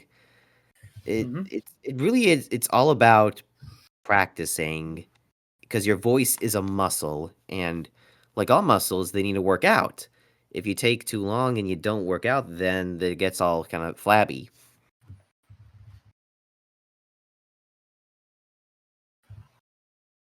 Good. Anyone else? Yeah. Oh, sorry. Go ahead. Wait, hold on. Let me reread the question again. Someone who's in the crowd and doesn't want to into voice work. What can be someone interested in the play? I don't know where to start.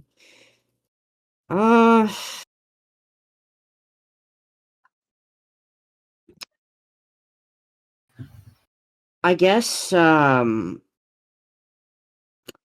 sometimes I haven't really get cast as much, so I just try to do my own stuff for voice acting. So that's something I can do. And then maybe there might be a chance I would get the opportunity. Like people might come to me if I get that opportunity and such. So it's kind of like it's also reaching connections. That's another thing. Like we're all here today.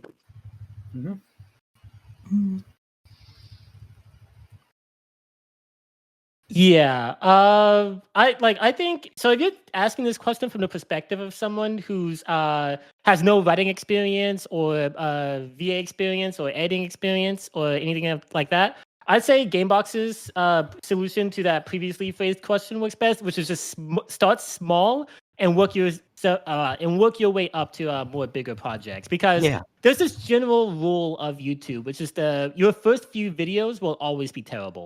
Not terrible in the sense that they have no value or like that they won't entertain.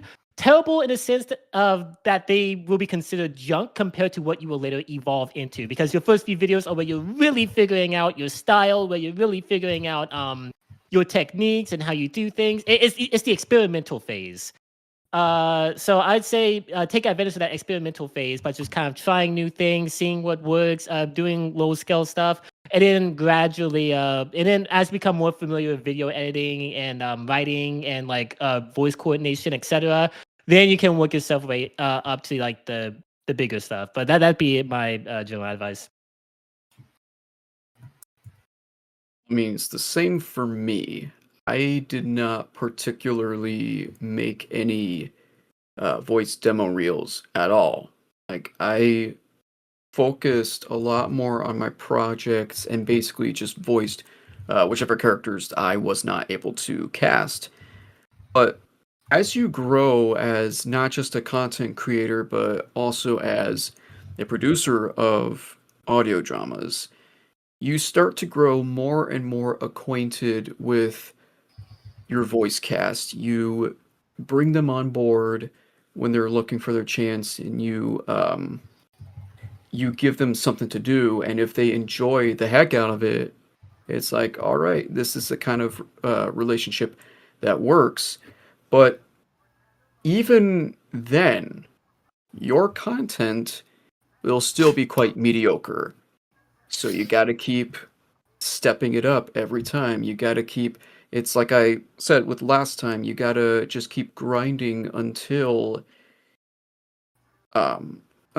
quality starts to really increase throughout. And I cannot tell you how many of my older projects I am currently attempting to remake because of that.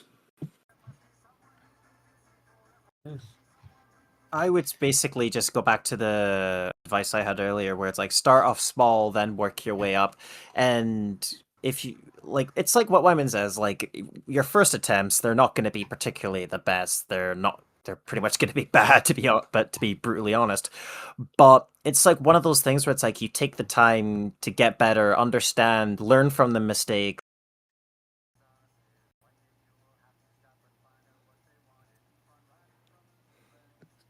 I think his internet cut out. It does that sometimes. Okay. Okay. Yeah, he'll be back. It's usually like a slight buffer.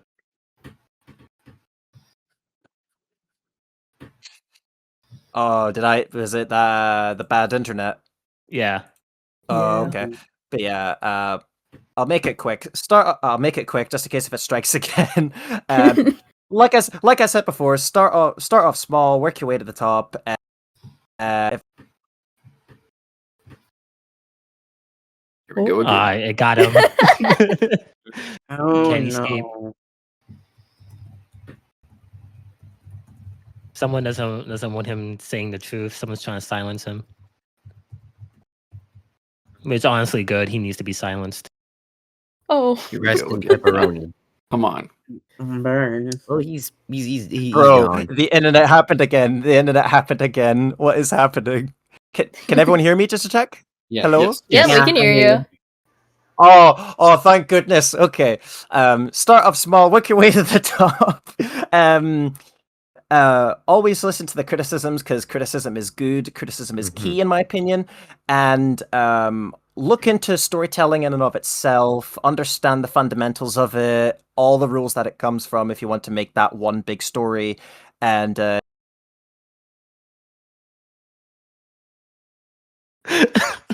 Three strikes and you're out. Oh no. It's totally not me doing it, by the way. It's definitely not me. Are you sure about that? Nah. Are you It's sure not about let's that? point fingers. It's probably Don't scoliosis, if stop. anything. Hey. Okay.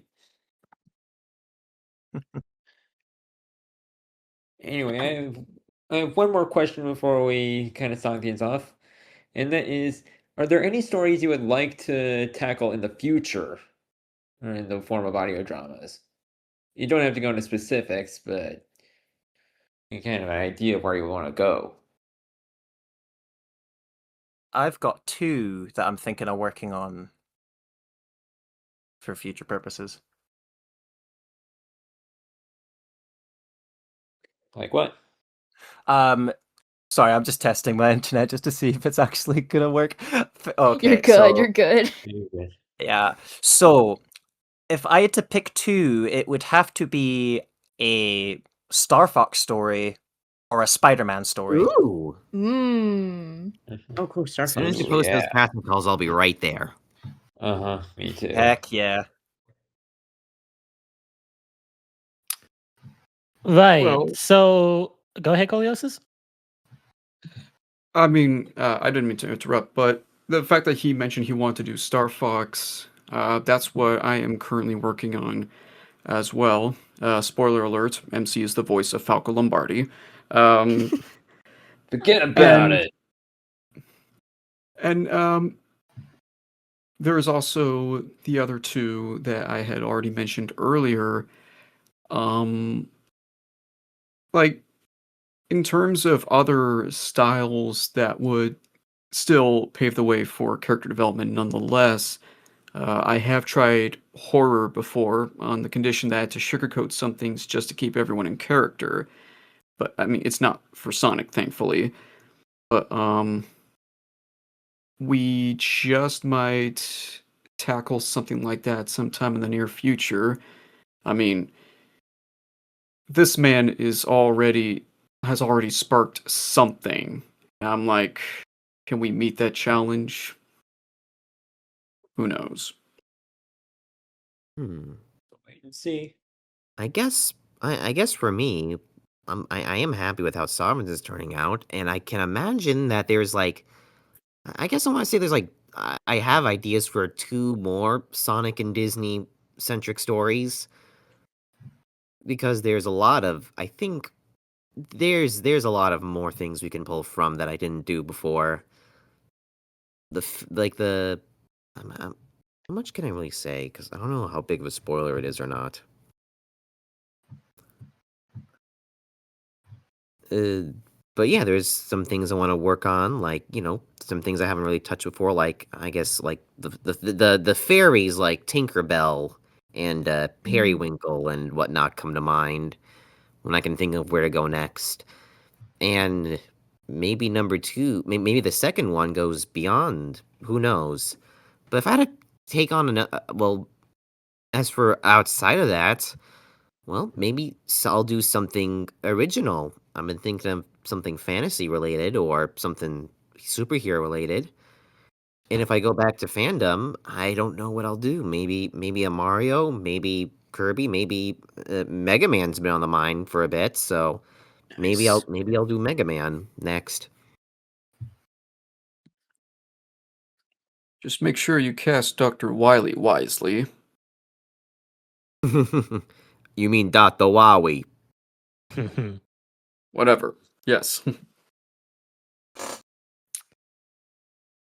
Yeah. Regarding Sonic Forerunner, it is like supposed to be the start of a trilogy. So I'm hoping to at least before I worry about 2 and 3. One has to come out first, and I have a Yeah, bad yeah. history of that. So worry about that. But earlier we talked about our favorite content creator inspirations, but one like my biggest inspiration by far would be Telltale Games, if anyone not familiar, which is basically like the studio that just ventures into various realms and IPs. They did Walking Dead, Batman, Borderlands, Wolf Among Us, so many incredible games. Their games are such a big instrumental part in why I even pursued writing. I love them. And so I've pretty much modeled my entire YouTube structure around something similar, where I'm basically just I'm a very multi-fandom guy. I am hyper fixated on so many different series that I want to write about. So there are other fan novels that will be coming out after the Sonic Forerunner trilogy, or even concurrently alongside it. And the video games that those novels would be on, as of right now, the ones that are taking priority is Undertale, Call of Duty Zombies, Silent Hill, Borderlands, Fallout, Dead Space, Halo, The Evil Within, Minecraft, Sly Cooper, and Mortal Kombat. So all of those are stuff that I want to write about, but that's a lot of words. That's going to be a lot of words. So I'll get to those in due time. But that's currently what it's looking. But yeah, that's pretty much my answer. Minecraft casting call comes around, I will try and warm up my Jack Black impression for you. Oh yeah, no, there's gonna be a full extended lava chicken, rendition. So you gotta be ready for it. Perfect. No. La la la lava. Lava Chicken! Steve's lava chicken, yes, tasty as hell. Yes, Mama chicken, now you're ringing the bell. crispy and juicy. Now we're having a snack. Snack! Ooh, Super spicy, it's a chicken jockey. Chicken jockey. Chicken jockey. I Vincent am Steele. Steve. This is a crafting table. It's First we mine, then we craft. Let's Minecraft!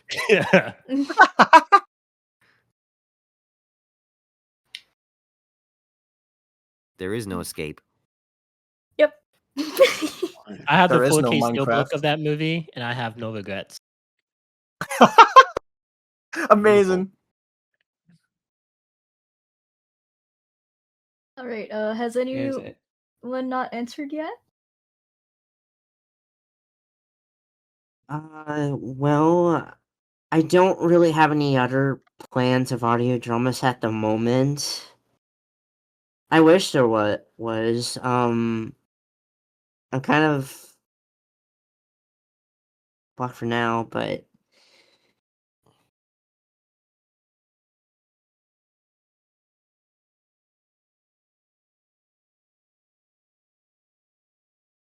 if I would want to do another crossover audio drama, I would want to do it with Zootopia. That would have been a fun thing to do if I do something like that.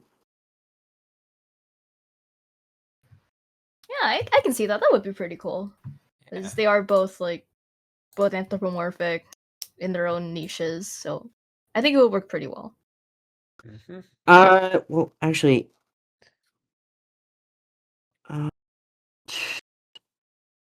I'm not sure if I want to do another one-off with Tales and Watchpad for a third one.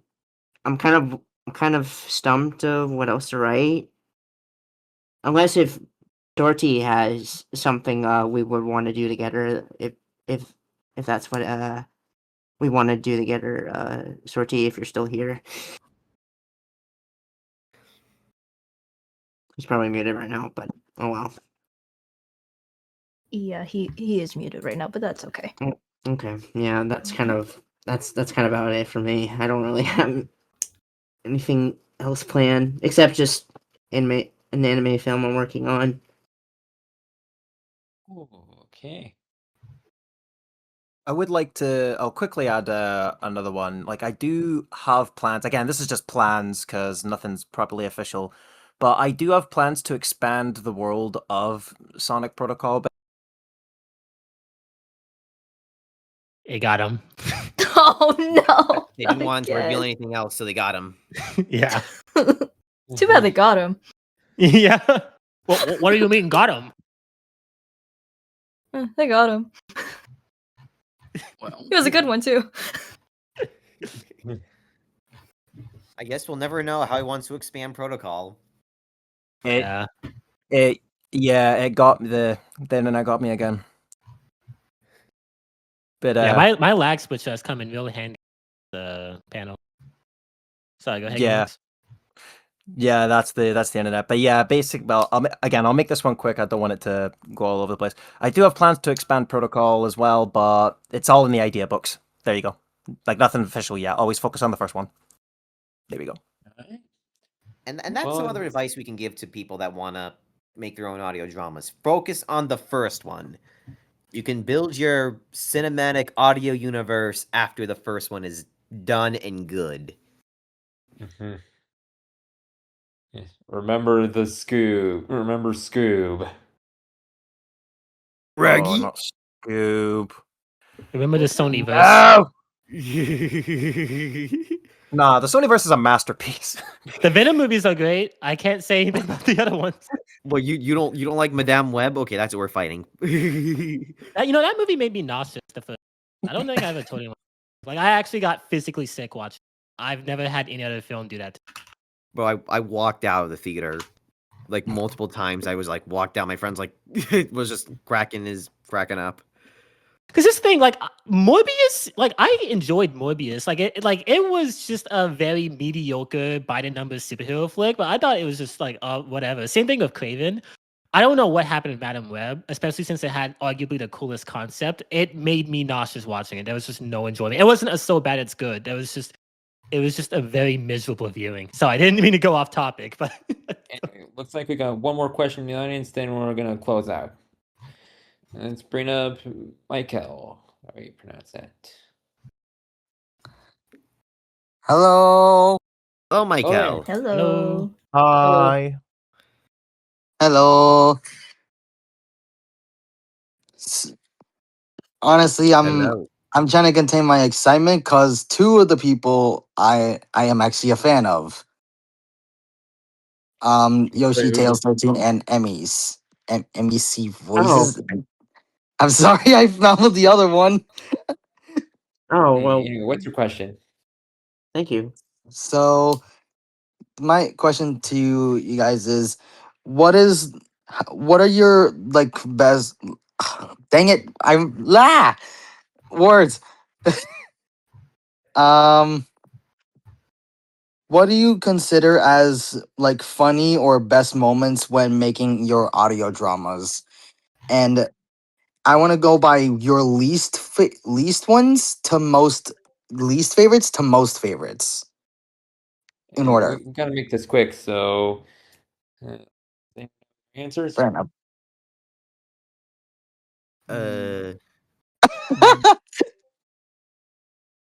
I think they got him. They got They him. got him again. Got him. Well, can't believe they got him. Does anyone else want to answer my question? I'll make it. Okay, I'll make it. Oh, so go ahead. Go ahead.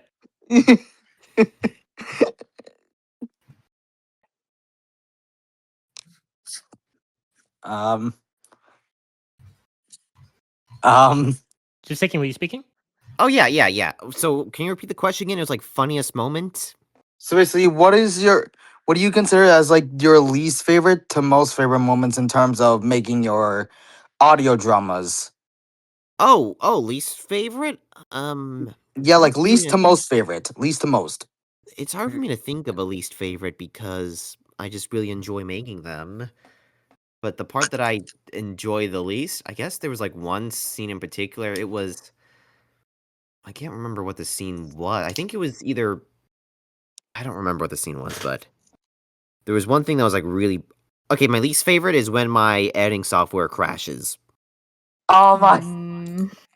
and my most favorite has to probably be like it's hard to narrow down my most favorite. Like writing is like one of my most favorites. Like just churning and burning and really giving it all. There was a lot of fun moments in the finale that I was like, yes, Mhm. this is peak Sonic right here. Mm. And in terms of putting it all together, I just you know writing the comedy parts is my favorites. Like because I know like for all like the high stakes and the epic fights and like the sad moments, I feel like you need some good comedy to balance it out. And I do lean into that for some of the later ones that you'll soon see. And recently, live sessions with actors is my favorite. Ooh. Anyone Yeah, else? to make this quick, least funniest moment was my FNAF audio drama getting copyright claim for a supposedly copyright-free song that YouTube declined to dispute for, so that's forever copyright claim. Yay. Most funniest moment was my cast reaction to the ending of Sonic Evolution, and no spoilers, and that's all I'll say. All right. Yeah. Mm. Be a goof.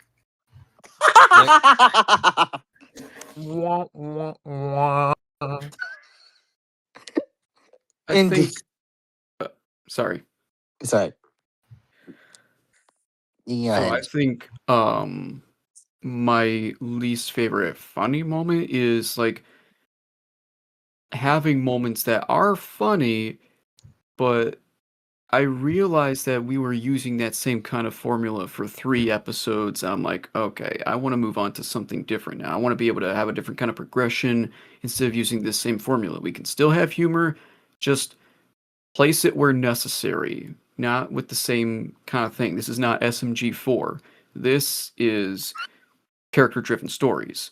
Yes, I know I said that out loud. That's just my personal taste. But Not this spoiled, I'm joking. but as far as like my personal favorite funny moment is whenever I'm writing the script, I'm editing it, I'm rehearsing it over and over again to make sure I get it nailed down. I like to have fun with my voiceovers that way. I like to write some things in there where it's like they don't see it coming either. I know you're trying to entertain an audience, but I like to entertain my voiceovers as well. I'm like, oh, how would they react if I put this in there, you know? And I even sneak in these little references to other things that only they would be able to understand. For example, in the script for A Kingdom Reunited, I threw in a small blink and you miss it reference to an OC created by MC Voices, and somehow he still never caught on to it. Wait, seriously? You're gonna have to go back and read it if you want to find out. I ain't telling you. He's vague posting. I just remembered there was a funny moment that because when you're writing it, you have no idea how it's gonna sound, and you have no idea what the actors will do with the lines. And there was one line that Toon Tone, who voices Pumbaa and a plethora of other characters like Stitch and Davy Jones, where they're like he's with Knuckles and they're fighting Namari and Sean Yu on Splash Mountain, and there was one scene where he gets launched into a wall and like Timon was like, "Pumbaa, are you okay?" And Toon's delivery was just hilarious. We was like, "I got chucked into a wall. How do you think I'm feeling?" And when I heard that, I was just like, I had Oh to my. just step away from like my laptop and just compose myself before pressing on. I mean,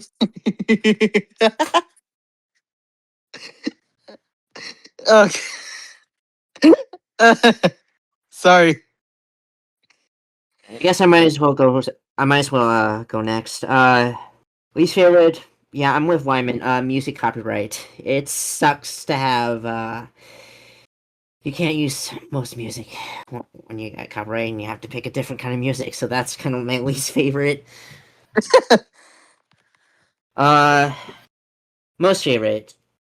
It's kind of hard for me to say because there's some things I did enjoy working on, like most of my audio dramas, including Polaris. My current one I do enjoy is Now You're a Man, because that was kind of a touching story with Night and Dawn bonding with Vector when they raise Vector and such. Ooh. And I guess I could say I don't really have much funny moments in most audio dramas. Mostly it's just more like emotional and touching, some bittersweet. Polaris is more serious and bittersweet. But I would have to say the most funny thing I ever done, I guess, like the beginning of the Tales and Launchpad, Tales Met Launchpad, like Launchpad was having Tails kind of noticed Launchpad's plane was having a little problem, and Tails was like trying to fly up and trying to get his attention. And the funniest part, he crashes. And he just crashes. Oh no! Oh Yeah, no. That's what Launchpad does. He plane crashes, and Tails is like, "Oh my God, are you all right? I should be very concerned with your flying." That's crazy how you yeah. can just transform like that. Like I just tells all of a sudden it's in the call. Sorry. Yeah. I love it. Love it. I'm very Anyone else? appreciated. Thank you. But yeah, I guess that's one of my favorite, my funniest thing. One of my audio dramas, like the beginning of the Tales and Launchpad crossovers. So that's one thing. Can I just say that I remembered hearing your Tails voice when I watched one of the like Another Time Another Place Sonic comic dubs once, and it was the Sonic Colors one, if I remember, I can recall. When I heard your Tails voice, I was amazed on how good it was. Like I didn't know, I couldn't even tell if this was Wait. if that was your actual voice or not. Which one are you talking about particularly? It was the Sonic Colors one where like Sonic entered Eggman's his like theme park in on Planet Wisp. No. I'm asking, was it in a comic dub or? It was He's the talking about the another place comic dub. yeah. It was one of the Sonic ones. What are you talking about? Sebastian's channel? Is that what Yeah, you're talking about? Yeah. Oh, okay, then yeah. I remember I was in that. I really liked it how your Tails voice sounded there. It is, if anything, I liked it in the other ones too, but like I feel like it sounded good there because like I couldn't even tell if that was your voice, if that was your actual voice or not. Because like Has everyone answered the question? I've voiced a lot of kid characters, so yeah. Tails is kind of my more known. I play him as, and Charmy. All right. Okay, so has everyone answered Michael's question? I don't think Steve has. Yes. Oh, what was the question again? What is your least favorite and to most favorite moments in terms of when doing audio dramas? I don't really have a particular favorite or least favorite, to be honest. For me, That's fair. I would say my favorite part would definitely have to be No, and they got him again, and they got him again. We'll never know. Wait, huh? Gamebox, come home. Gamebox, come We will home. never know. Oh, his mic cut off again. Okay, that sucks. Because that's not even that's more than the third time. What is happening? Okay, I am Michael, cursed. you just answer. I have cursed the session. I'm not human. I'm not a human. I'm a ghost. I'm not Like human. this is I'm a all ghost. controlled by me. This is all happening. You've become Ghost Box. Oh my! Ghost box. I considered I that at am one the point, and I box went, "No ghost. way." I'm sorry if this Amazing. is. I'm sorry if this is dragging out. I do apologize for that as well. So favorite. I'm gonna make this one quick in case it happens again. Favorite part, listening to the voice lines, a little bit of the writing, even though I said it's hard, and the editing. But least favorite would have to be the same with Ooh. No. We'll never At know. least you managed to get it out. Yeah, at least the best parts. We got it. Yeah. If that's all, I True think. that. And thanks for answering your question, Michael. No problem. You guys take care. Bye bye. Thank you. Bye. You too. Bye. music. Yeah, music's the hardest. Music's the least favorite part. Okay, we got it. And he comes Okay. back. Let's We got it. go. We got it.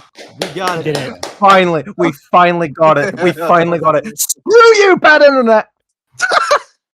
Okay. This was fun, but I gotta go. Bye, guys. This was All so right, Thanks for your funny. question, Michael. Peace, man. Have a good rest of your Hey, day. no problem. Peace, man.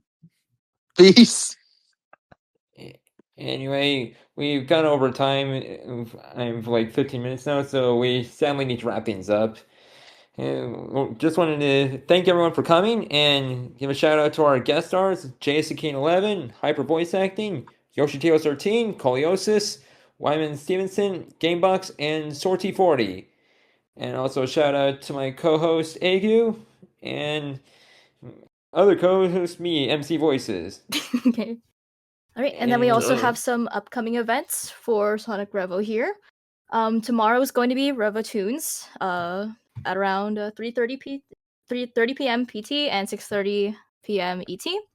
We also got on August 10th. We got Shadows Gaming Lounge for Split Fiction. It's going to be at 7 p.m. PT and 10 p.m. ET. And the day after that, August 11th, will be Multiplayer Madness with Revo Racers at 7 p.m. PT and 10 p.m. ET. We hope to see all you guys there.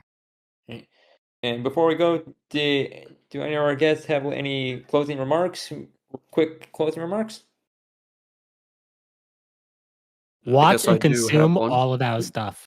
That's Start. all. True. Start with you, Justin. Thank you all again for having me, and it's an honor to be among like all these awesome people. Be sure to give their audio dramas a watch. Like, be sure to give them all a watch. Be sure to give Sonic and the Sovereigns of the Emeralds a watch. If you love Disney and Sonic, then I think you're gonna get some enjoyment out of it. So, yeah, just thank you for having us and enjoy all of our work. Mm-hmm. Are we allowed to link them Steven? anywhere? And you can put them in the discussion chat. Steven? Alrighty. Yeah, I'll put I'll put mine in the discussion chat real quick. Okay. Yeah. Thank you for having me on board. This was, yeah, it was. Sorry, getting a little tongue tied. Thank you for having me on board.